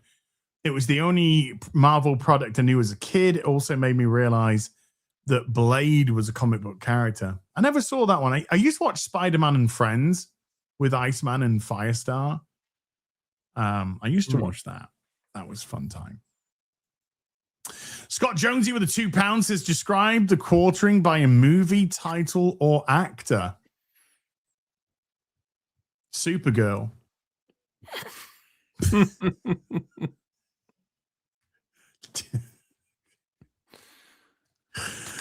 There we go. Yeah, I think that'll be enough. Cole Hauser with a 2 Canadian. As you know, you could have had me, the real BBC. Well, this is the real BBC. You've just got you have to be BBC. British to be on this. Yeah. Don't know what the hell Gary's doing there. He's pretty. He makes up the numbers. Jim Watari with a $20 says for the Mauler PC fund. He has got a new cooler. I think he's going to attempt to switch the coolers out. It's like working on the Chernobyl reactor or something. Like everything depends on this transfer. He's nervous. He's never done it before, so he's a bit nervous. Nero 2K6 for £2 says, "Is this Mauler's face reveal?" Yes. What a disappointing face in that case. I hope he's got a better one. And he actually has a Scottish accent, and not he puts this one on. You're saying for sure. Reno the Turk with the $5 says, "My brother in Christ Spider-Man made 932 million worldwide. Imagine if it was good when it actually made 941.7 after the weekend. Now it's on 1,052,000. Anyway, we're definitely getting Morbius 2 Morbicity. Hashtag all the Morbin cash. I'd watch it. It's this. I'll tell you one thing though. This Spider-Man film is very divisive from an audience perspective. In terms of our audiences, I should be more specific. So like the audiences which we have on our, we tend to have in the shows. That it seems to be. I'm very surprised at how divisive that was. I was like, I mean, yeah, maybe there's less. Just maybe the hype doesn't affect them so much, and so they're just looking at it more objectively. Maybe they wanted something that was going to surpass No Way Home. Not sure. Maybe they're just tired of Marvel stuff in general. Maybe. Clearly, there is a lot of people who aren't. Yeah, I mean, it's the same. I understand because the Odyssey is making all the money, and I think that's a pants film. I saw it, by the way. I really enjoyed your trigonometry. Thank you. Appearance. That was a good hour's watch. That was like I had to fly down to London just for that interview. Yeah, because they only do in studio, don't they? Yeah, so. Yeah. They've got a really nice one in like Westminster, just like overlooking the Abbey. You can't really see it there, but like that's where they locate it, and it's cool as fuck. Have you seen the obesity? Have you seen the obesity? What is that? Where they've taken the Odyssey and then they've just made all the characters. It's fucking funny. Whiskey Mindset with a $5 says Target has cancelled all unfulfilled pre-orders for their Transformers Studio Series Starscream and Prowl. Waited 2 months just to get screwed. Wow. Oh, wonder why that is. And Hasbro are in terrible trouble. They're in terrible trouble at the minute. Mike Oxlong has been a member for 24. Thank you. Robert Hayes with the $2 says, "Where did the whole MJ spinneret thing come from?" Spinneret thing? I'm not sure what that is. I don't know. I don't know what you mean. I don't know what you mean. So next with the $5 says, "Don't mean to alarm you, drinker, but your middle display cabinet is a bit of a biohazard." Anyway, see you next Tuesday.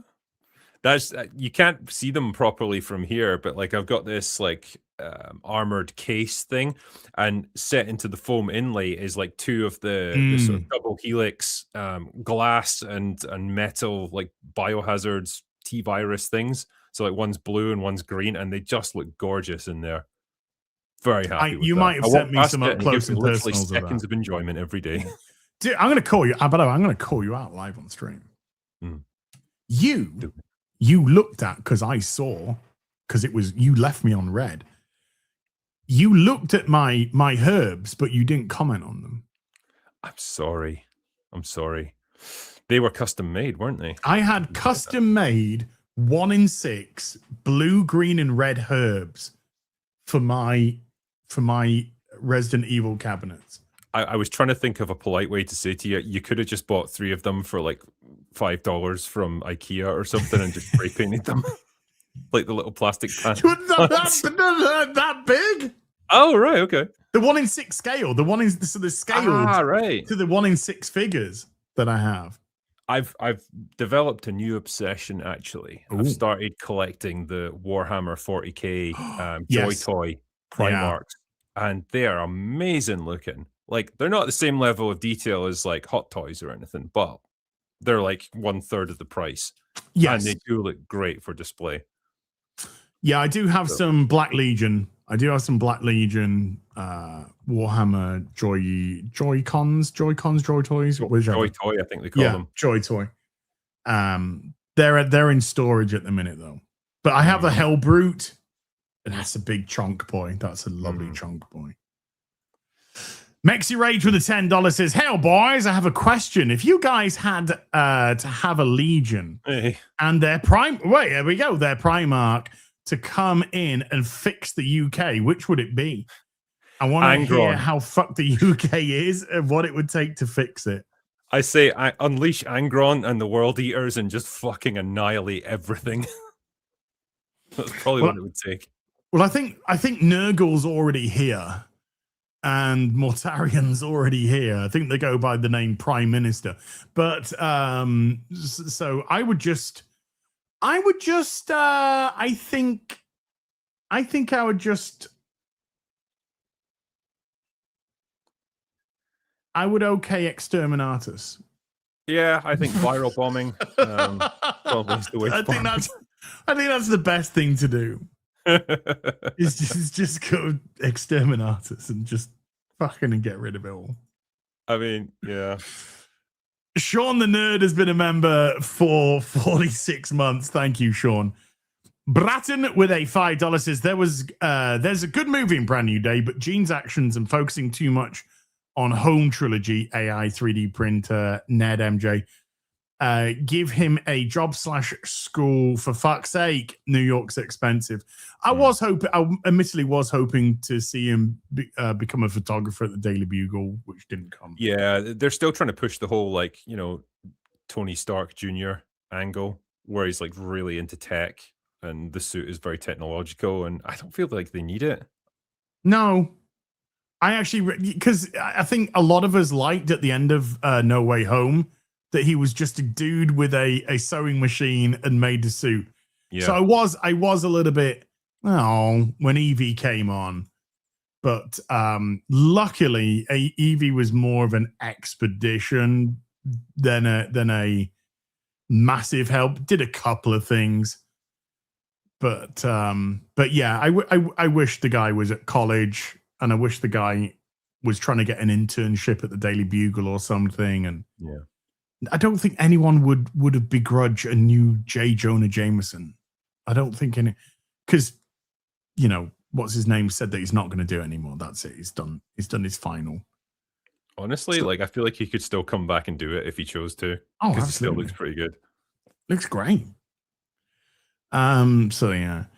Jack in a Box with a 20 Australian says, since you both adore Final Fantasy VII, did you ever play the spin-off shooter starring Vincent on the PS2? Dirge of Cerberus? There you go, yeah. I did play that, yeah. It's not quite the sequel that I wanted to Final Fantasy VII, but it was fun for what it was. It actually introduced a lot of new characters and concepts and stuff, but then didn't really go anywhere with it because I think chronologically that's the last story in the Final Fantasy VII saga so far, at least. That's the furthest forward it goes, because it takes place after Advent Children. What do you think of Advent Children, by the way? I know we're going back nearly 20 years now, but I think at the time I was really excited by it, but looking at it in retrospect, it's pretty shit. I think the fight scenes and stuff are way overblown, way overdone. The core theme of Cloud trying to forgive himself for what happened and move past it and stuff is fine from a character point of view, but seeing all the sort of figments of Sephiroth's personality and then how they all meld together into him and bring him back, I wasn't quite bought into that. Hello, Cloud. You excited? I thought he was all right. Yeah, he was all right. He's all right. So just before you go on there, so how they're bringing out next year the final Final Fantasy VII, what is it, reunion or something? No, not reunion, Revelation, yeah. You gonna play it?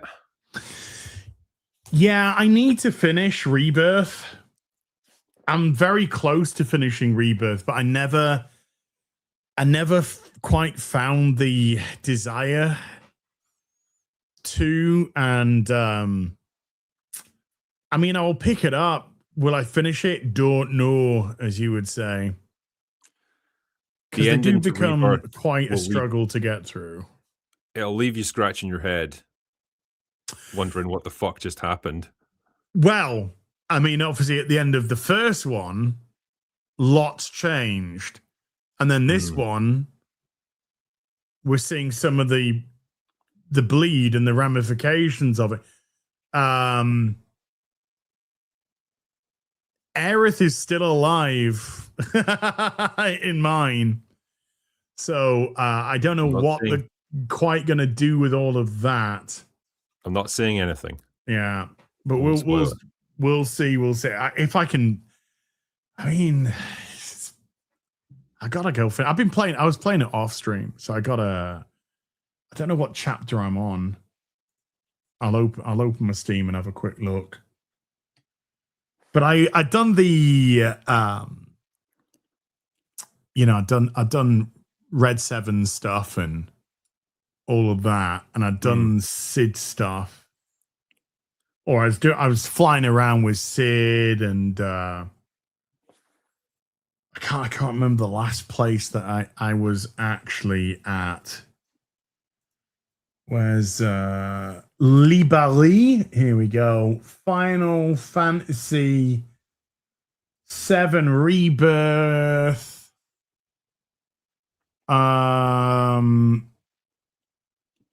Critically acclaimed, receive a review of S or higher at your performance in Loveless at the Golden Saucer. The Golden Saucer went on for fucking ages, man. That was a long segment. You've still got a fair old bit to go, yeah. Complete chapter 11. So I'm in chapter 12. I'm in chapter 12. You've got a good chunk to go, yeah. Okay. Yeah, there's quite a lot still to happen. 2023 Game of the Year with the $2 is As Make Drinker Play Gollum Take Your Revenge. He just has to pull the trigger. I know, I got my finger on the trigger, you know. But then what, something even worse comes up later and you've missed your chance. Exactly. Well, then you're going to go, well, no, because we're quid pro quo, bitch. Quid pro quo. Trevon with a $2 says, I'd recommend Saki Chronicles for Resident Evil content. My Resident Evil content is playing the fucking things over and over again because I fucking love it. Dude, I just played like Resi 4 Remake like a fucking gazillion times the other week. I like completed like 6 times in 2 days. I did like 3 campaigns and I did 3 separate ways. And I was just like, oh, I could do it. I just do it again and again and again. I fucking love this. Yeah. I had actually bashed through Resident Evil 3 Remake a few days ago. I did it in one session. Easy to do, yeah. I kind of enjoyed myself, even though I know it's shit. It's vastly different, very trimmed down, but yeah, I mean, it's a fun little jaunt. Yeah, I'm okay. You know, it still brings me. It's one of the few things that bring me joy in life. Nordstrom with a 12-month thank you. Reno the Turk with a $5 says, can you guys go over how, now that Mauler is versed in the OG and clearly better res, feelings about themes, tone, story, mechanics, awesomeness, etc.?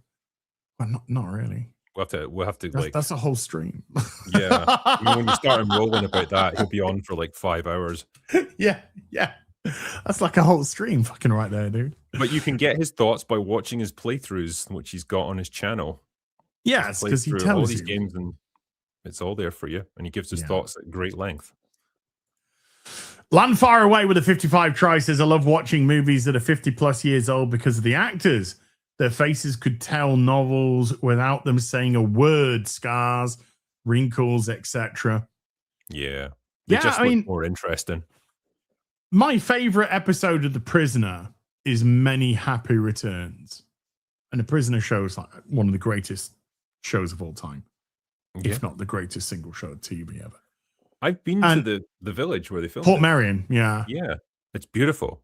It is. I went there 2 years ago with Chat's mum. Nice. And in many happy returns, there isn't a word spoken in the first, I think, 23 minutes of the episode.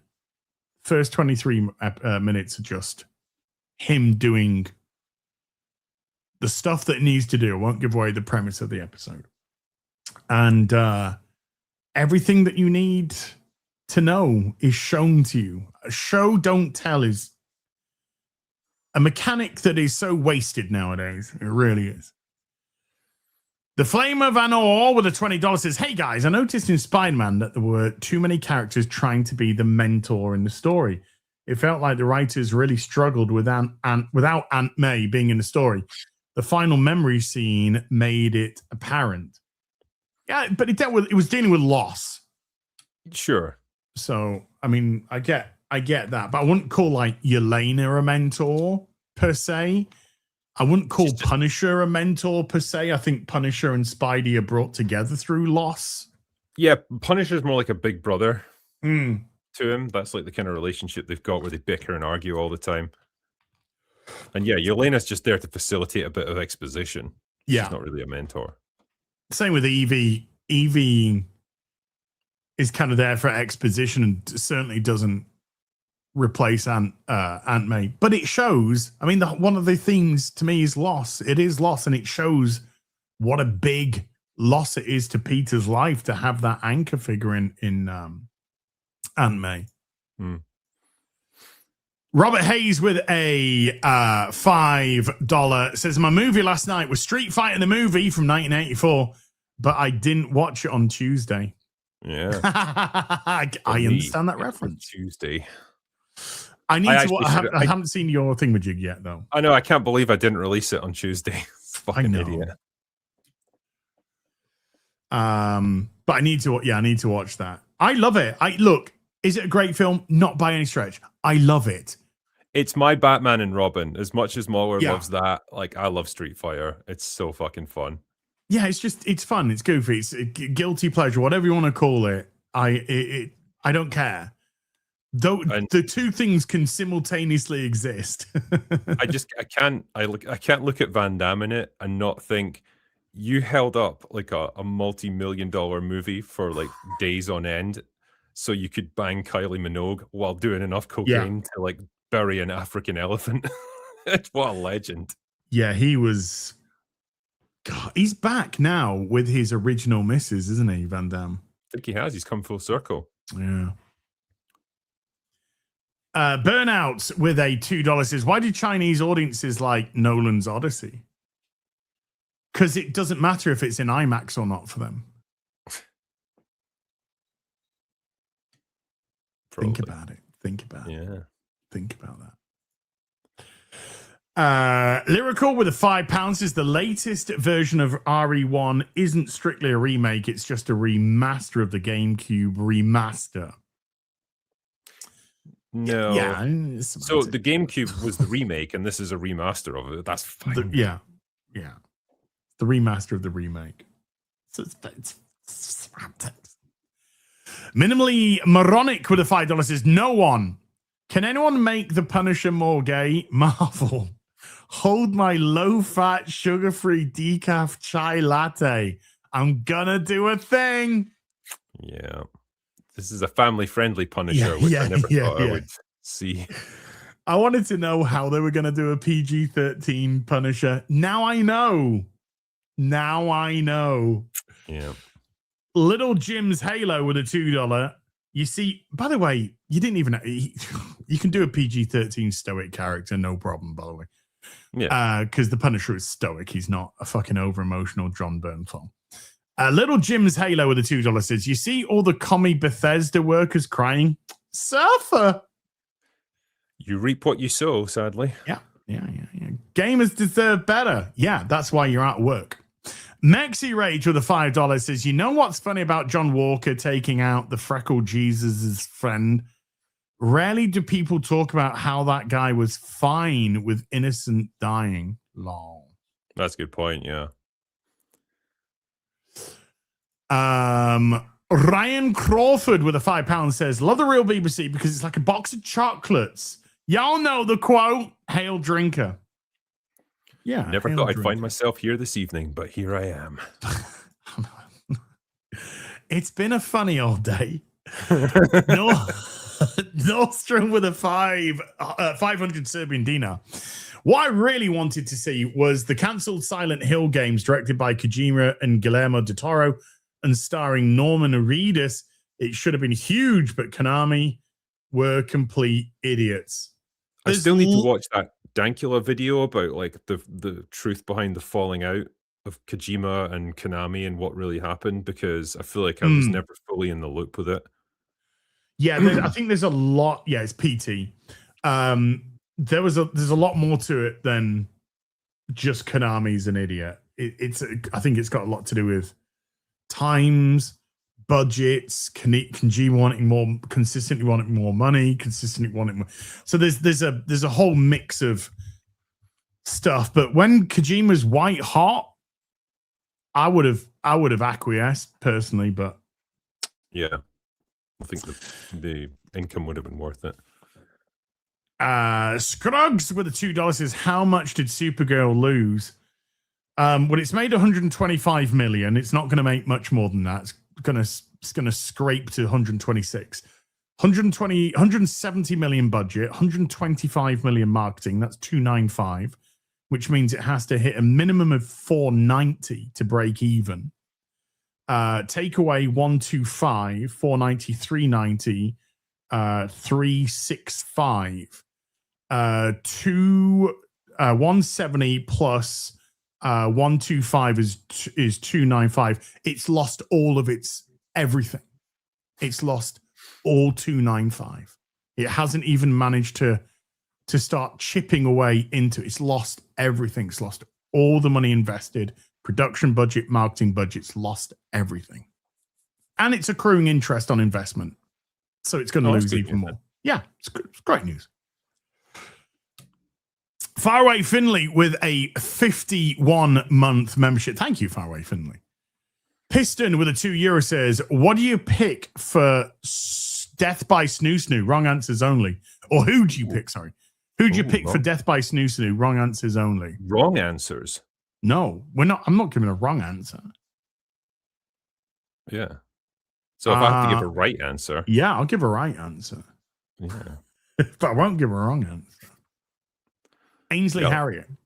Wait, what? What? What? Melvin Deeply with a £2 says, is heel versus short for as? No. It's long for as. Anthony Donovan with a $10 says, hey, Drinker, what are your thoughts on your countryman Drew McIntyre? He's a long shot, but I think he'd make a stellar Kratos way better than over-the-hill Leslie Batista.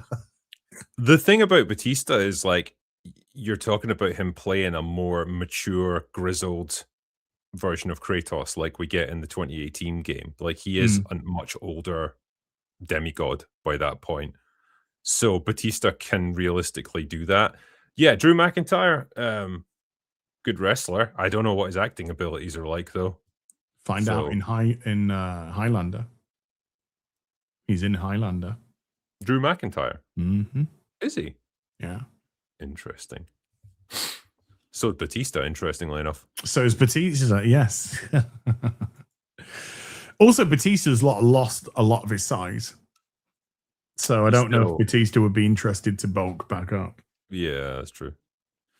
Skeleton King with a $2 says, Mauler sounds different today. It's got a cold. Yeah, sorry, I've caught a bug and it's made me less Welsh. Did you hear that they for Star Wars' anniversary, they are dubbing it in Welsh for the Welsh. Perfect. Finally. I want to hear that. Dude, we need to do a watch through of Star Wars in Welsh. Risa Fans is playing Obi-Wan Kenobi. He's dubbing the voice of Obi-Wan Kenobi, by the way. I just can't wait to hear a Welsh Darth Vader. I think that's going to be epic. Oh, there's Death Star, isn't it? Whoa there, boyo. This, by the way, that is true, chat. That's not even bullshit. That's true. Gary G with a £5 says, just read Batman Year Zero. Red Court of Owls, Death of a Family a little while ago. Is it just me, or is Scott Snyder a shit writer? Need a palate cleanse. Scott Snyder, he can write, he can do some really good stuff, and he has done some really good stuff. I think, to me, my problem with Scott Snyder is he doesn't know when to shut up. His pages are just word bubbles, just huge word bubbles, and he overcomplicates and he over explains and he over exposises, and he made it a very boring writer to read. So I wouldn't say it was shit, because he really has actually done some great stuff. Is it Dark Mirror, Black Mirror or Dark Mirror? You need to read that from him. That's excellent stuff. That's about James Gordon Jr. By the way. But I can't read any of his stuff anymore. I really can't. He's tapped me out. That guy, 85 with a $5, is seeing a drinker sober and without his glasses on. He's like seeing your third grade teacher at the grocery store. It just doesn't feel right. I mean, I might not have my glasses on, but what makes you think I'm sober? Yeah. Wait, I can fix this. You thought that was water? Oh, yeah. There we go. Hey, there you go. But normally, when you saw one of your teachers out in the wild in a store, and you're like, hello, miss, or whatever, they were like nice as pie. It was like, kind of uncomfortable school teacher in America in the current day, kind of. We used to just weird. kind of tactfully ignore each other. Like if you were out with your mates and you saw one of your teachers, like you walk past them in the street and just look away. Like, oh no, I don't want to see you in this context. I did that once. I saw one of my teachers, a physical ed teacher, and he was walking down the street, and I was walking on the other side of the street, and I saw them, and I thought, well, I'm not going to shout across, and I carried on, and then I went past them, and then they actually shouted my name. I was like, oh, hi, sir. It's like, okay. Imagu Lewis has been a member for 31. Thank you. And Imagu Lewis with a $5 says, honest to God, the only reason I watch House of the Dragon is for the Nerderotics post-show live streams for no other reason. That's good reason. Yeah. Legit reason. Thomas Mendoza with a $2 says, is Game of Thrones 1 to 7 worth watching even if season 8 sucks? Well, season 7 sucks as well. Yeah, maybe quit around season 5. Yeah. Yeah. And then they all die. Just think that. Just think everybody died. And that would be the end.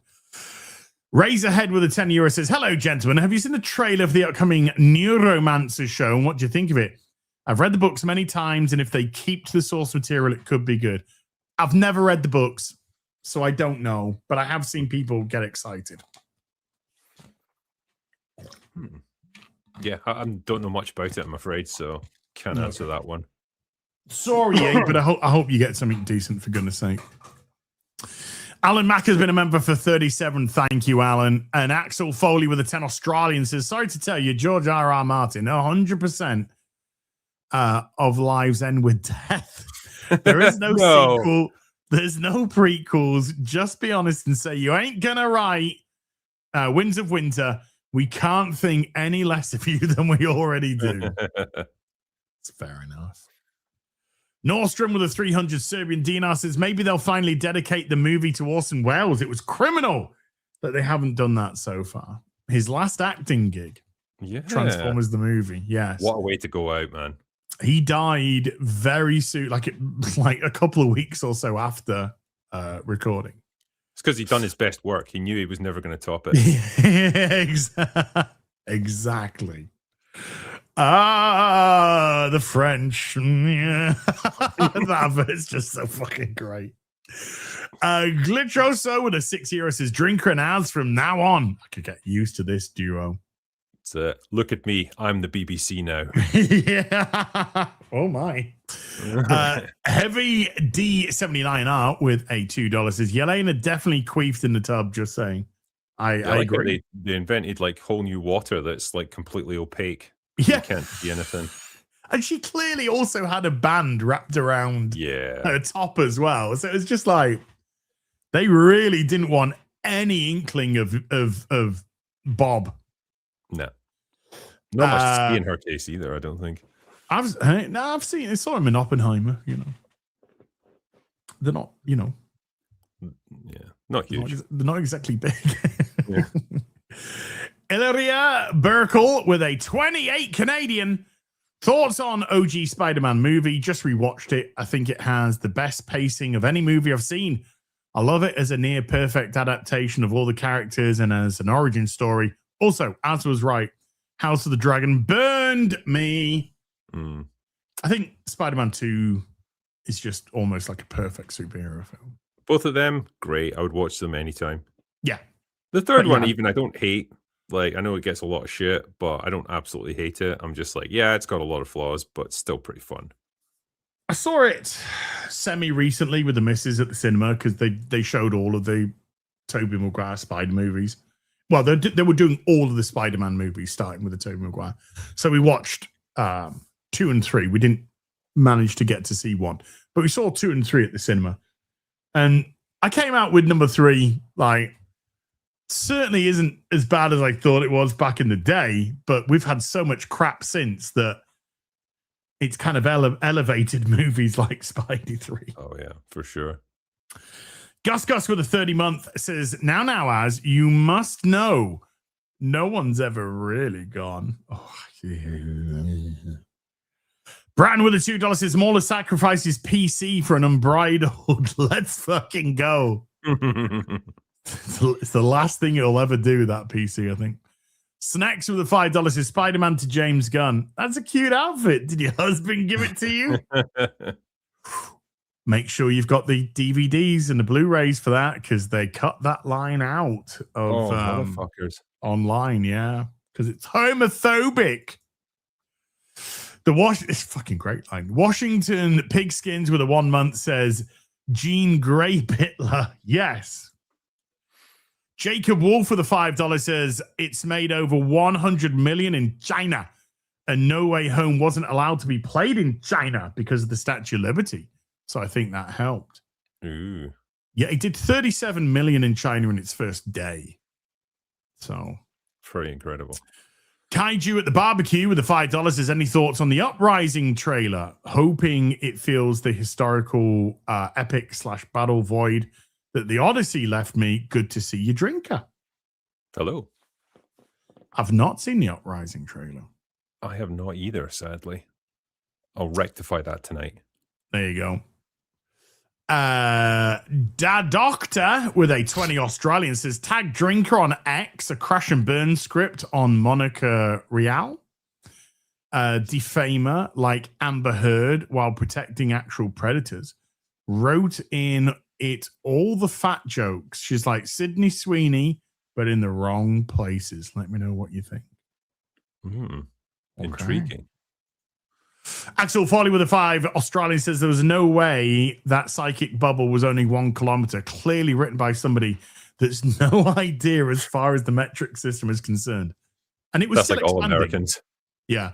It was still expanding. So it wasn't the kilometer. It can't be a kilometer if it's expanding. It would be getting larger. Anyway, TNA Projects with a $5 says, might be late to ask, but is Jean Grey in Brand New Day because Doomsday with the X-Men was supposed to come out first?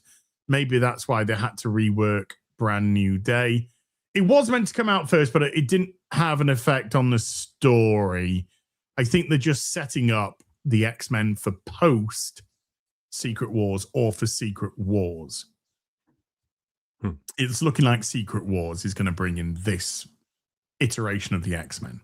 Makes sense. As managed to pronounce my name with a £5 says, looking forward to catching up on the stream in a little bit, lads. Forgot my headphones today, and playing the stream for the whole train seems rude. Hey, everyone else does it. Just go for it. All right. Clearly not in Japan then. G-Mort, or clearly in Japan. G-Mort with a £10 says, Twins with Danny DeVito was the film Arnie had a deal on. They got 40%, including rental gross. Blimey. I knew that was a hell of a good deal. I knew it was one of the comedies. Twins. Josh Kelsey with a $20 and walking out. Josh, thank you. Zephyr from Zephx with a $2 says, Backrooms made more money than Supergirl. Oh, Easily. Dude, this stream has made more profit than Supergirl.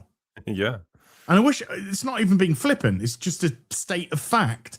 If you found a penny on the street, you've made more profit than Supergirl. It's lost its whole thing. It's lost the whole fucking job lot. And it's going to get in more debt with investors. DPG Bella with a $2 says Iron Man 1 a top 5 MCU movie. Agree or disagree? Maybe Absolutely the agree. number one. Yeah. Maybe it was voted the number one movie with a real BBC audience.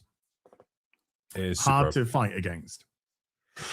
Darth Maul's lower half with a €2 says, I hate that Ahsoka has more screen time than Luke. Well, they want to get rid of the old to bring in the new shit. The new shit. Yeah, how's isn't that working taking- out for you, Lucasfilm? Not. Mexi Rage with the $5 says, like I said, who do you think lies more? James Gunn, the CEO of Bricks and Minifigs, Hassan, Diddy Shot Collar Piker, or the devil? I don't know. Who takes it? I think it's a tie. The devil's probably more likable. I The suspect. devil's probably more honest, to be honest. Yeah. With you. No. I'm going to go and take a stab at probably Hassan Piker.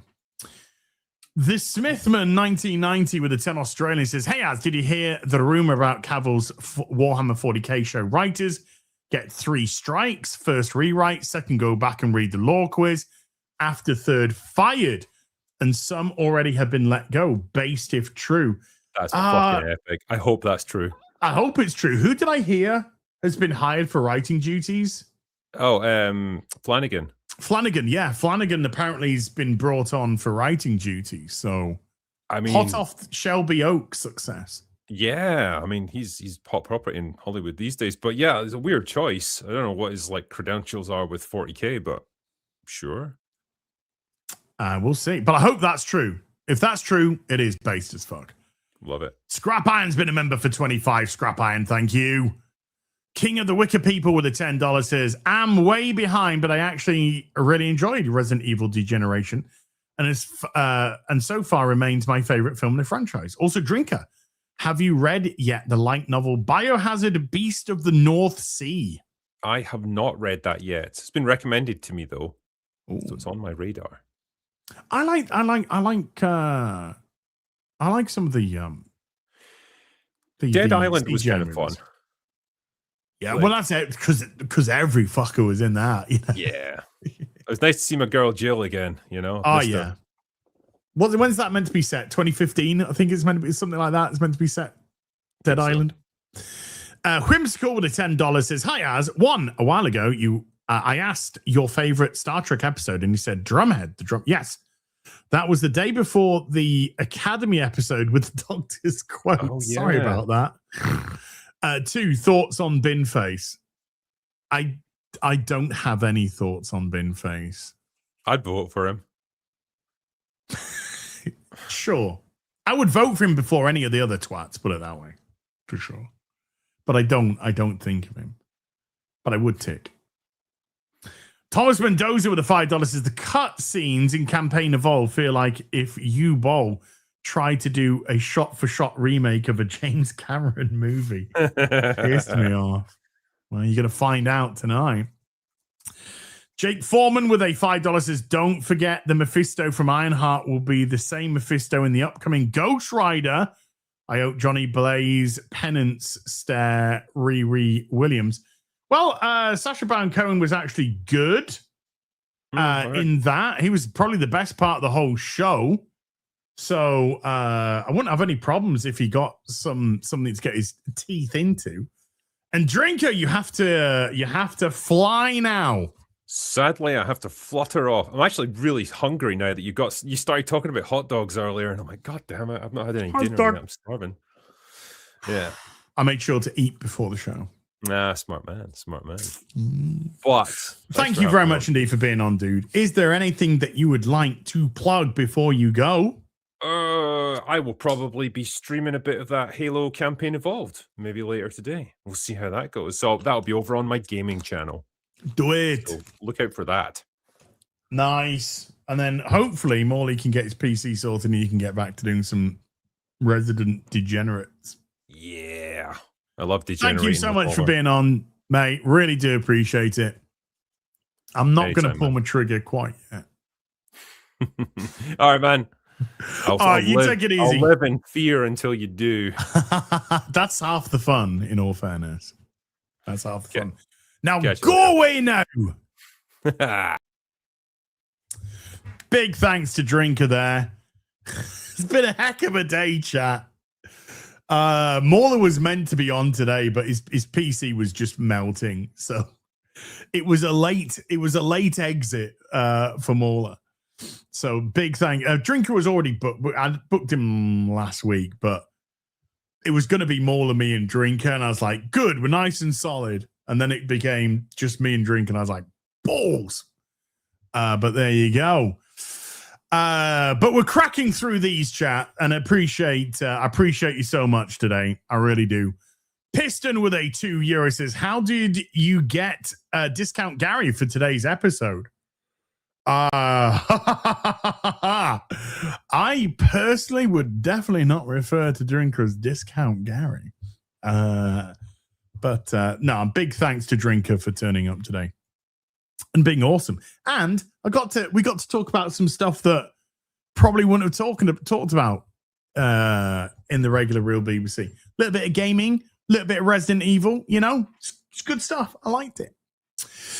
Zachary Tinzigs with a $5 says, hey guys, where should I start if I wanted to get into Green Lantern comics? Oh, that's a good one. That's a good one. I mean, personally, I kind of go back quite a bit with the Hal Jordan run, but I think it's volume. It's either volume 3 or volume 4. I think is where the first 50 issues are Hal Jordan. And then it leads into the Parallax storyline, which then continues in issue 51 with Kyle Rayner. And that stuff's good. And it's very affordable. You can pick up those big Green Lantern runs for really cheap. When I say cheap, no more than a pound or a dollar a comic, probably even less. So around about there, I would say. Or you could even start at like Emerald Dawn, which would be really like Green Lantern 40. Even if you started off like Green Lantern, I think which one was the Reign of the Supermen? It's like 43 or something. You could literally pick it up from like 43 to 50 and just kind of like go through the Kyle Rayner stuff. It'd be good. Gamer Gramps with a $10 says, is it true Anthony Mackie sued for the Avengers name? Oh, okay. No, I don't know if you're misconfusing something, but there was a rumor that Captain America, not Anthony Mackie, but Captain America was suing the new Avengers for the name of Avengers. So I don't know. And don't ask me to remember anything about Thunderbolts, because that's gone in that year and it's already gone. It's out. But it's not Anthony Mays. It's fake Captain. Stevie Govio with a 21-month, thank you. Aided Clock with a $5 says, who's the worst Marvel teenage girl? Carly Morgenthau or Jean Grey? I don't know anything about this Carly lass. But if you're talking Jean Grey from Brand New Day, well, definitely her. Simply That Guy with a $10 says, I hope for Sadie Sink's sake that they give Jean a good redemption after this. I heard her performance. I loved her performance, and I do think there's a good direction for her to take accountability the next time we see her. Well, I mean, that's what I would like to see. I mean, if the story continues where she's got to take accountability for what happened in Brand New Day, it doesn't necessarily make up for her in Brand New Day, but it would certainly make it more logical.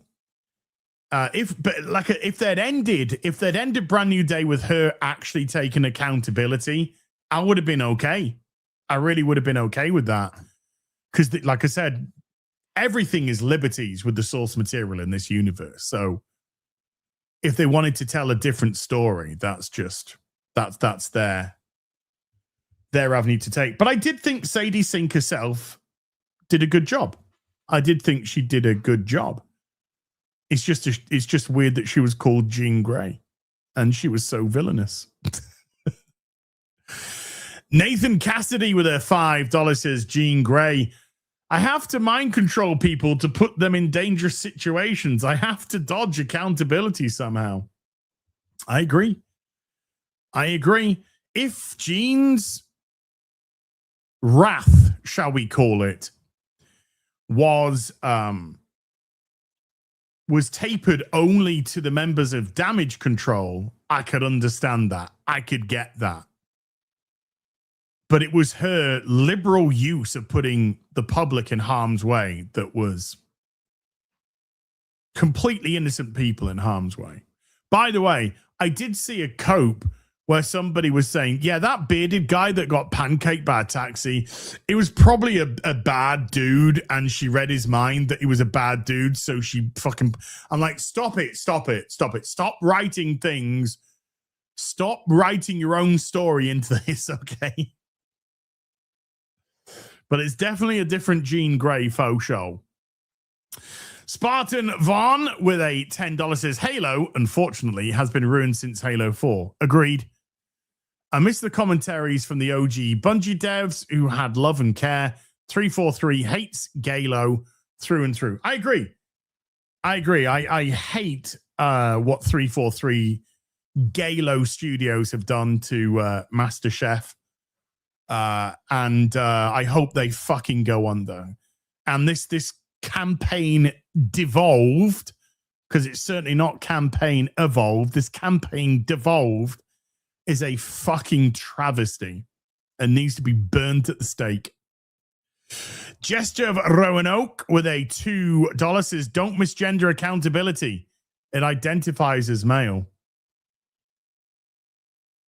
Well, yeah, because males are the only people that take accountability. Anyway, Thomas Wilson with a $10 says, someone needs to make an edit of the Inglourious Bastard scene with Hans Landa hunting for Jews, but replacing Christoph Waltz's face with Kevin Feige's and having him hunting for non-MCU characters. Oh, no. Are they under the foot? Where are they? Where are they hiding? Soul Eater Ty with a $5 says, if I wear your glasses, Drinker, will I gain Scotland Drinker super abilities? If yes, how much? Well, the answer is yes, but Drinker's never going to give you there's no price that you can put on those glasses. Honestly, Reckless with a $5 says, whoa!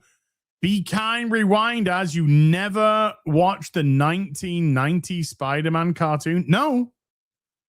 Did you watch the X-Men? X-Men 97? No. Dude, you have to understand, in the 90s, I was a tribalist DC guy. It was DC versus Marvel back in those days. I was a tribalist DC guy.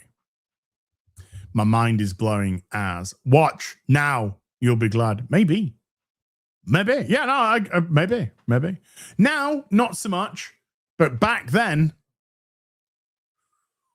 if we saw a Marvel guy in the street, we'd beat them to death. Anyway, the Trying Scotsman has been a member for 24 months. Thank you.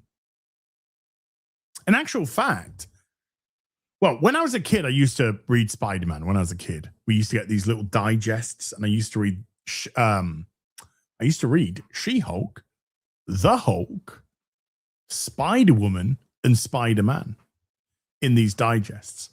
And then when I started collecting comics, it was just Batman, it's just all DC stuff.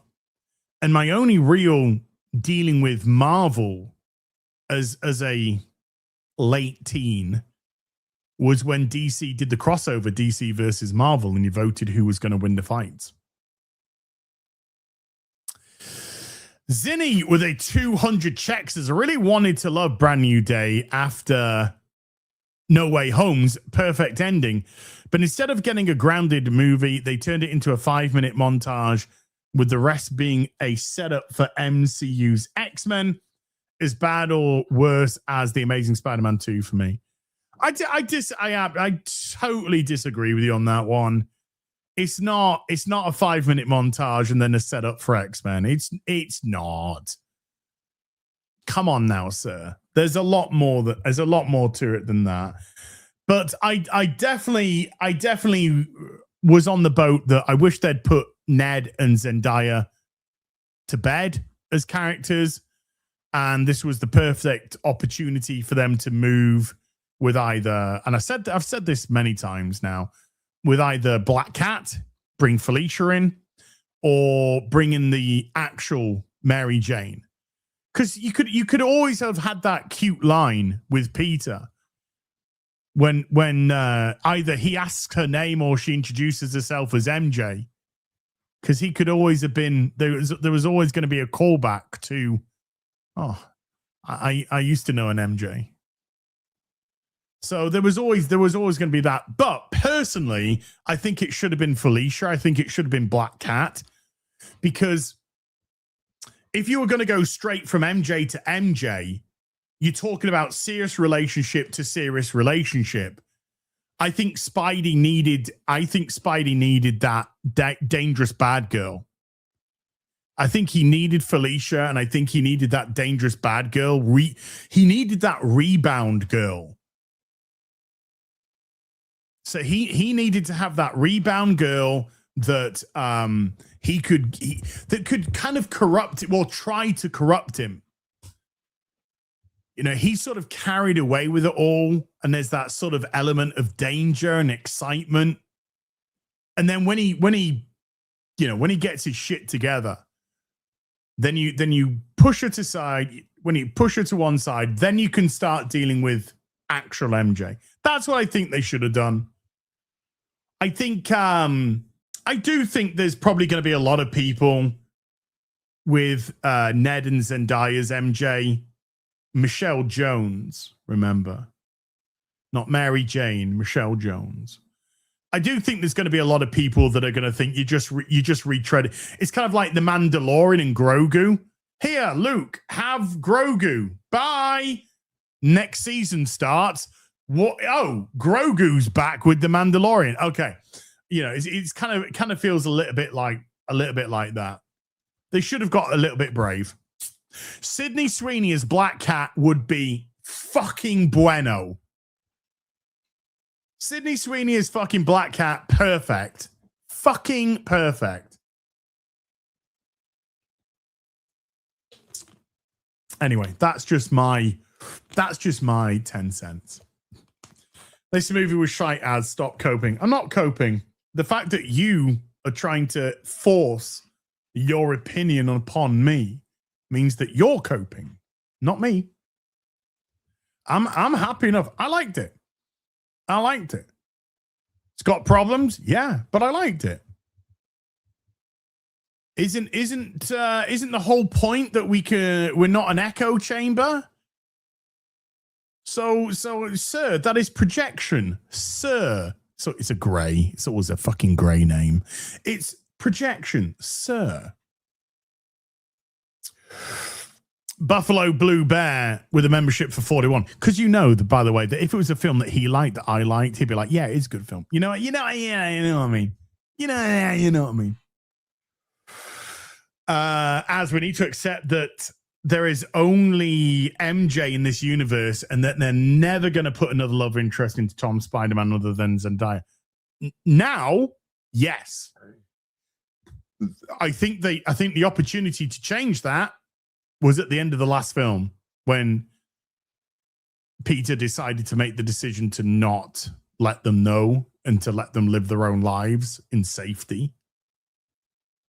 So that was the chance. But now that they've reversed that, now I think this is the only MJ we're ever going to see. Buffalo Boo Bear with 41 months. Thank you, dude. Axel Foley with a 5 Australian says, Hail Papa Nurgle. Let's be grateful for all of his gifts of Contagion.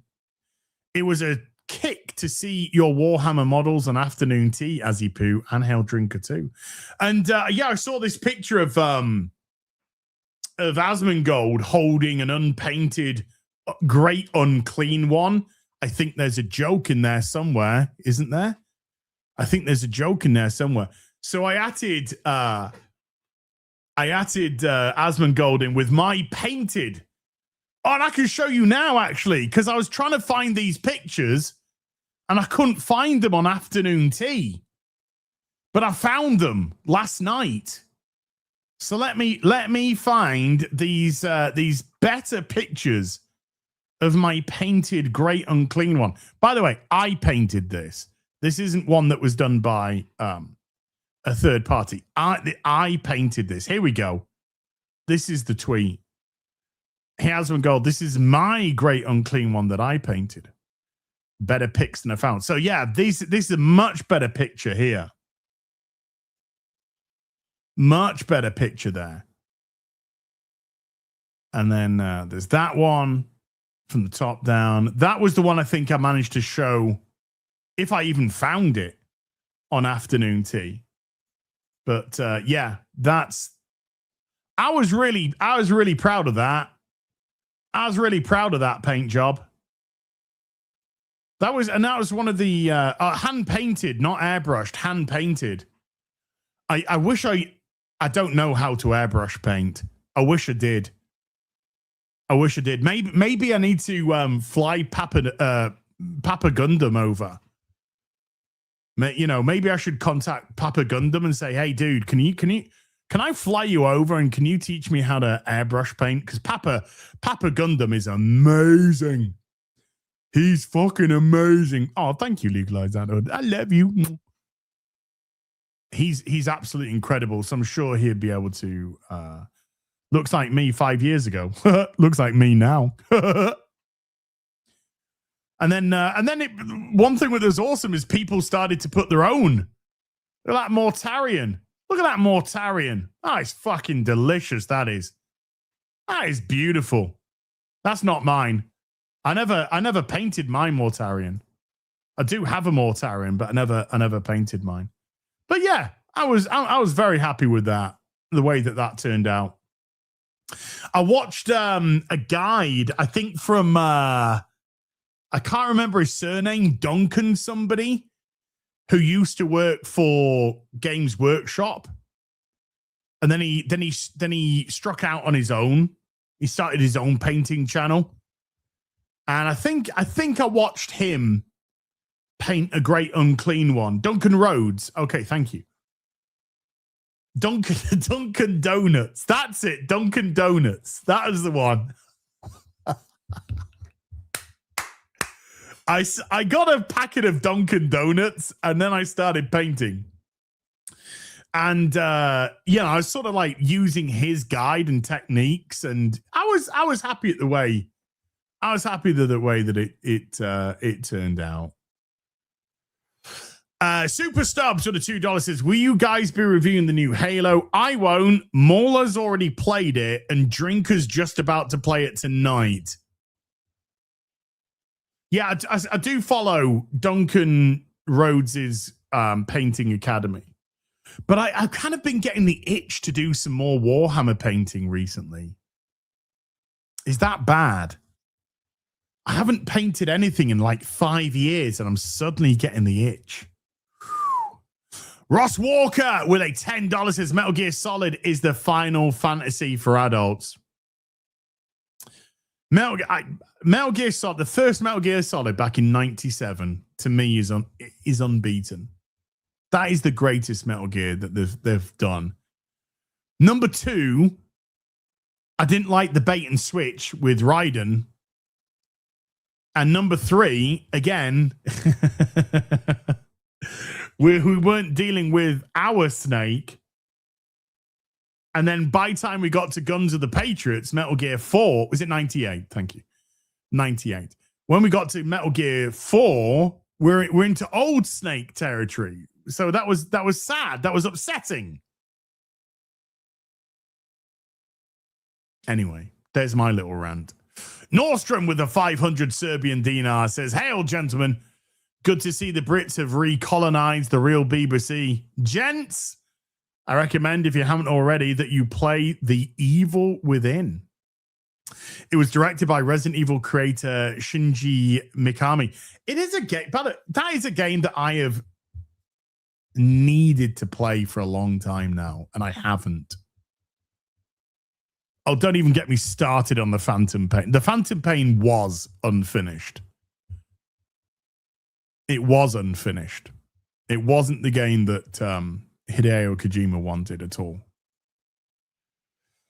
Dirk with a $10 says, "Drinker, thanks for coming to Greenville. As get your butt over here to the US. Maybe I will.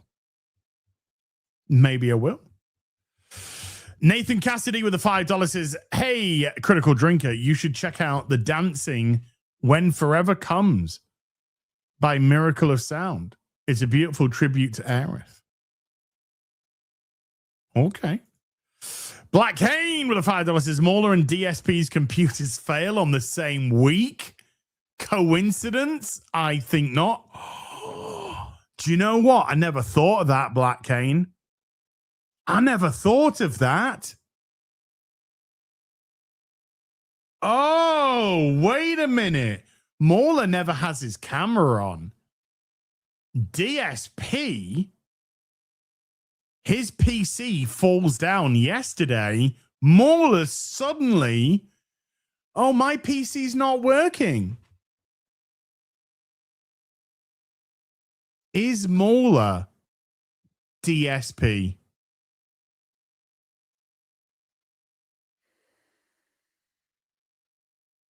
Luther Morgan, if you're watching this, which you're probably not, but Luther Morgan, if you're watching this, can you get onto that, please?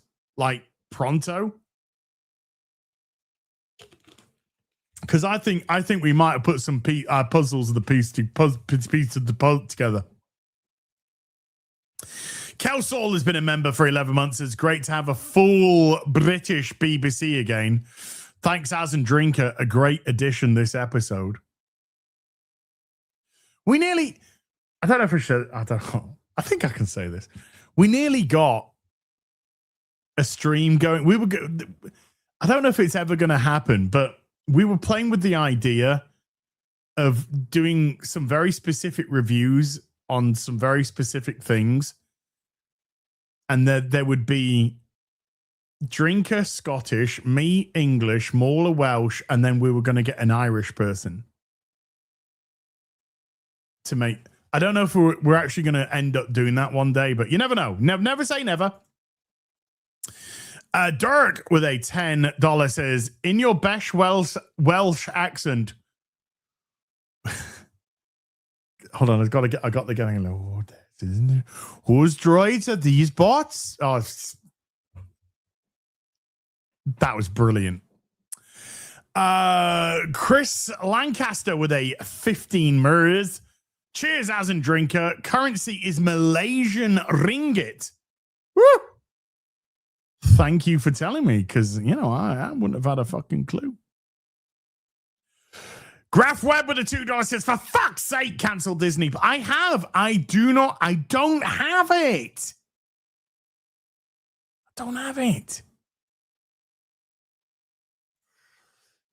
Michael Brocky with a 5 Australian says, "Say what you want about Nickelback. I love Nickelback.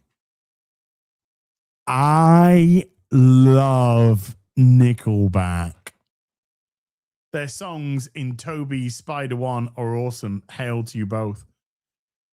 I thought Nickelback was Spidey 2. I thought Nickelback were in Spidey 2. Am I right? Or am I wrong? Was it Spidey 1? And they say that a hero can save us. Not gonna stand in my way. Oh, fucking awesome.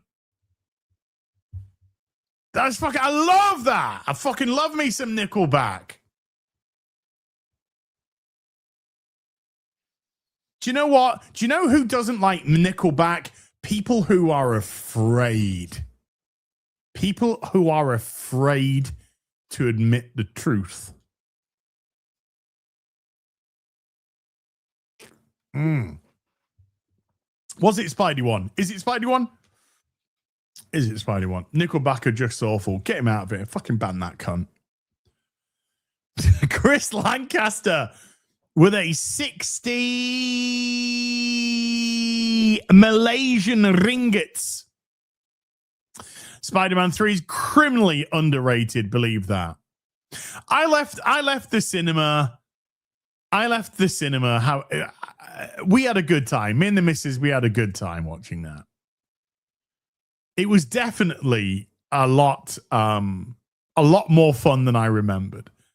And the whole Bully Maguire stuff, well, we've gone through nearly 2 decades of memes with Bully Maguire now. So that made the Bully Maguire stuff even funnier, by the way. Marksman of 117B with a $2 says, gaming question, has Drinker played Power... Sorry, I was thinking about something else. Has Drinker played Power World? I don't know. How can he like Nickelback and love Blur at the same time? Easily. As careful, you could get a copyright strike for that. Yeah, it was that good. The YouTube algorithm was just like, wait a minute, was that Chad? Was that Chad that sang that? Oh, it's okay. Chad owns the rights to that song, so we won't strike him. We only strike people that fucking, So I think I'll be all right. Legalize adulthood with a $100 super chatter.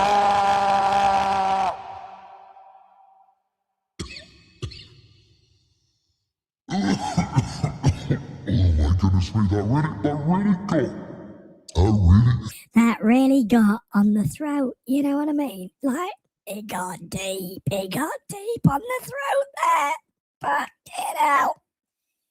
Oh no, shit. I didn't turn it off.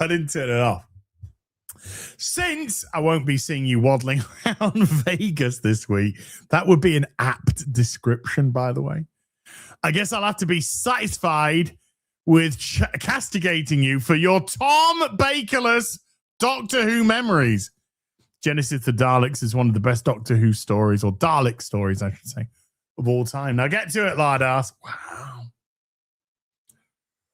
I'd pretend to be upset, but he just gives too much money for me to pretend.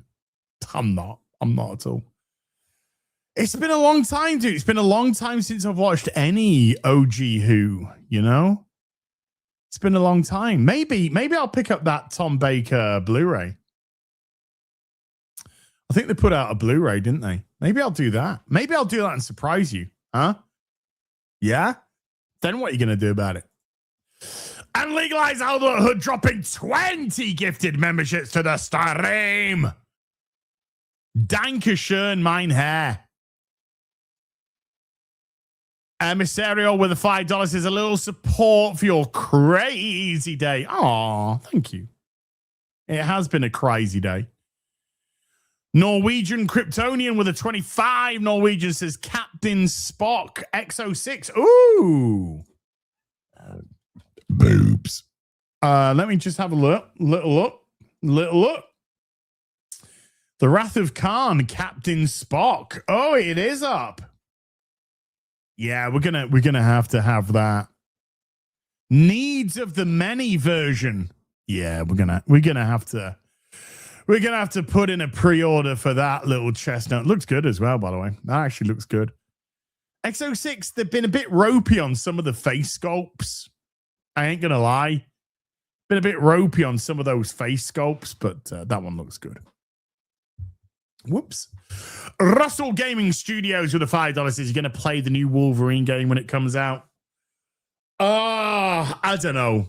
I I think the story's going to be gash. It's got help from Sweet Baby Inc. and fuck those pieces of shit. It doesn't look interesting to me at all. It doesn't look interesting to me at all.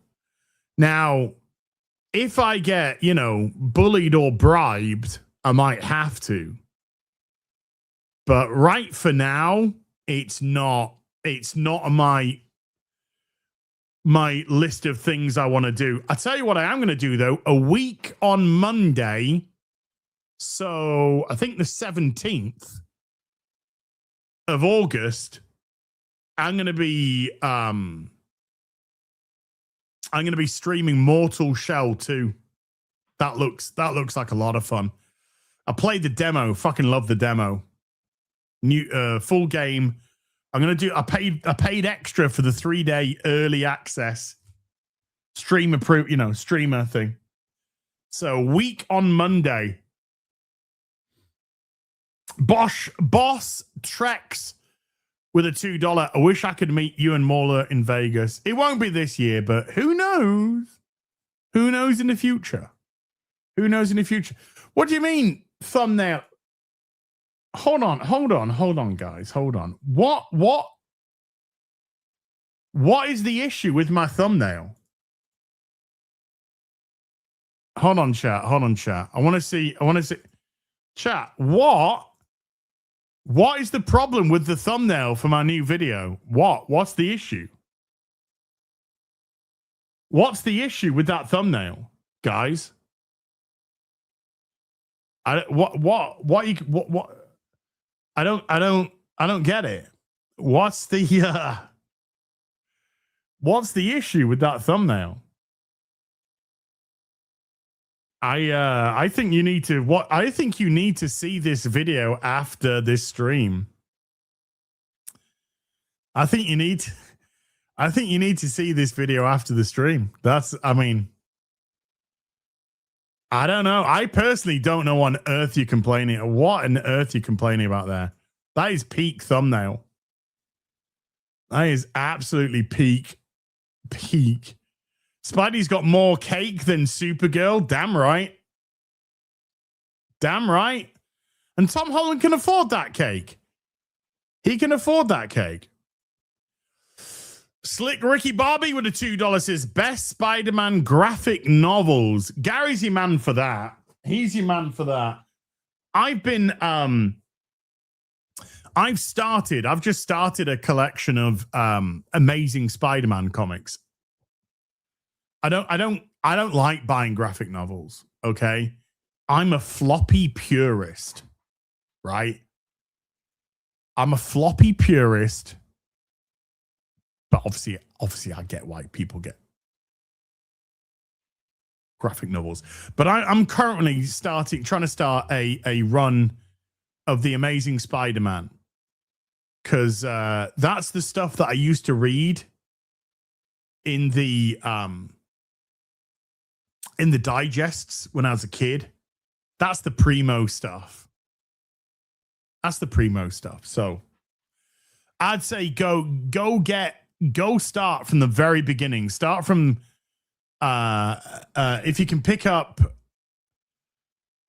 like not Amazing Spider-Man Amazing Fantasy 15, because that'll only set you back a few tens of thousands of dollars, maybe more depending on condition.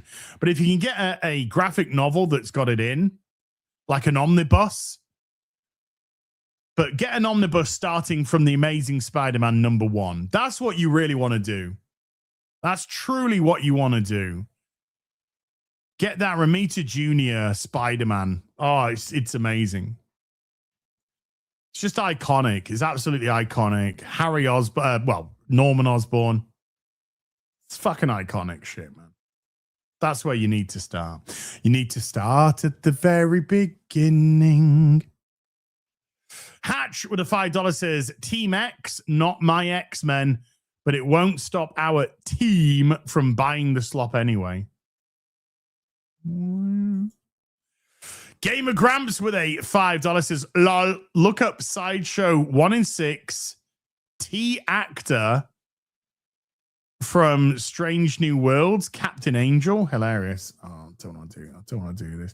I ain't got any interest in Strange New Worlds. Fuck that show. Fuck Kurtzman. He's out anyway.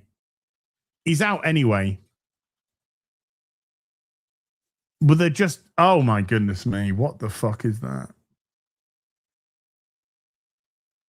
Oh my God, that's Karen.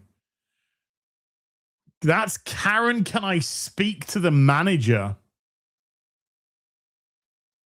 Look at this. Here. Look at this shite. Look at this shite. Excuse me, can I speak to the manager? I have the body of a 12-year-old boy. My name's Karen. The fuck is that shit? Captain Angel. God, fuck off.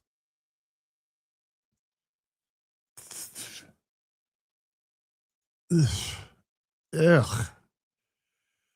I couldn't have a wank and throw it on her. Ugh. Yeah.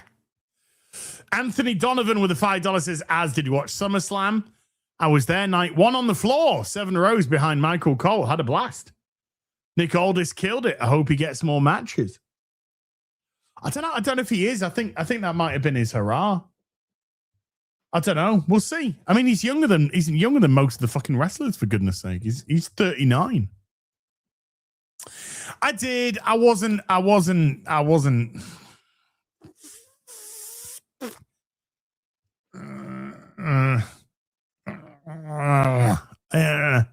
it's a big difference when you're there because you really get caught up in the atmosphere of it all. But watching it, oh dear me. I was left wanting for sure. I find WWE, I'm not trying to shit all over you, dude, because like I said, it's when you're there live, it's a whole different experience. Loads of atmosphere. It's great. But WWE, to me, is the most boring fucking wrestling I've ever seen. It really is. It's like the same fucking match every fucking match. Oh, it's incredibly boring. Incredibly boring. New Japan is to me, it's the most interesting wrestling is New Japan, but that's just me. Cole Hauser with a 2 Canadian says missing link, Soundwave and cartoon coming. I sent you. I think I might should have a little look. Yeah, so you can turn him into the lamppost, as you should. Yeah, I mean, yeah, that's good. Bring it on, bring it on, bring it on. I think they're starting to release the Grimlock, the missing link Grimlocks are starting to ship. I've very rarely seen AAA, Jesus. I've very rarely seen AAA. The thing about luchador wrestling is when it's good, it's fucking amazing. Like, it is top tier. You know, there are some incredible Mexican wrestlers out there. I mean, you just have to look at like Rey Mysterio, Penta, Phoenix. They are absolutely awesome. Dragon Lee. You know, when you get the good stuff, it's the good stuff. When you get the bad stuff, holy shit, it's bad. Holy shit. So there's really not like a happy medium with a lucha. But when it's good, it is primo. Like fucking primo.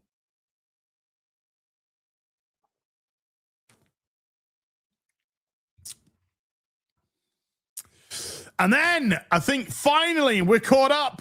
Snacks with a $5 says, as typed Spider-Man's $1 billion big opening into AI to generate the image. I didn't. Somebody sent me that image yesterday. And then I tried. truth be told, I tried to grok an image. And I said to Grok, I want an image of Spider-Man standing tall with a cash register above his head, spewing lots of money as Superman and Supergirl lie defeated below him. And Grok said, we can't do that because it depicts imagery of violence. Grok is a fucking minge. Grok's a massive minge. It's a pussy. It's a bitch. So I said to myself, all right, well, in which case, I think it's time for the audience to see Tom's big cake. Who wants to see a slice of Tom's pie? You do. You do now anyway. So that's where this image came from today. And that's the story of today's thumbnail. Hey, guys, I want to give a massive, massive thank you to all of you who've turned up today. We still did around 6K, even with no Gary, no Mauler. And a massive thank you to Critical Drinker for being here for the vast majority of the stream. So hail Critical Drinker. Go check him out tonight, playing Halo Combat Devolved. And a huge thank you to everyone who came to watch. Mods, huge thank you to you guys and gals for giving up your free time. Everybody who super chatted, membered, remembered, gifted memberships. Thank you very much for supporting the channel. We'll be on Gary's channel next week as he will be back, and Mauler will have a PC, whether it's a new cooler or a new PC, one way or another, he will be there.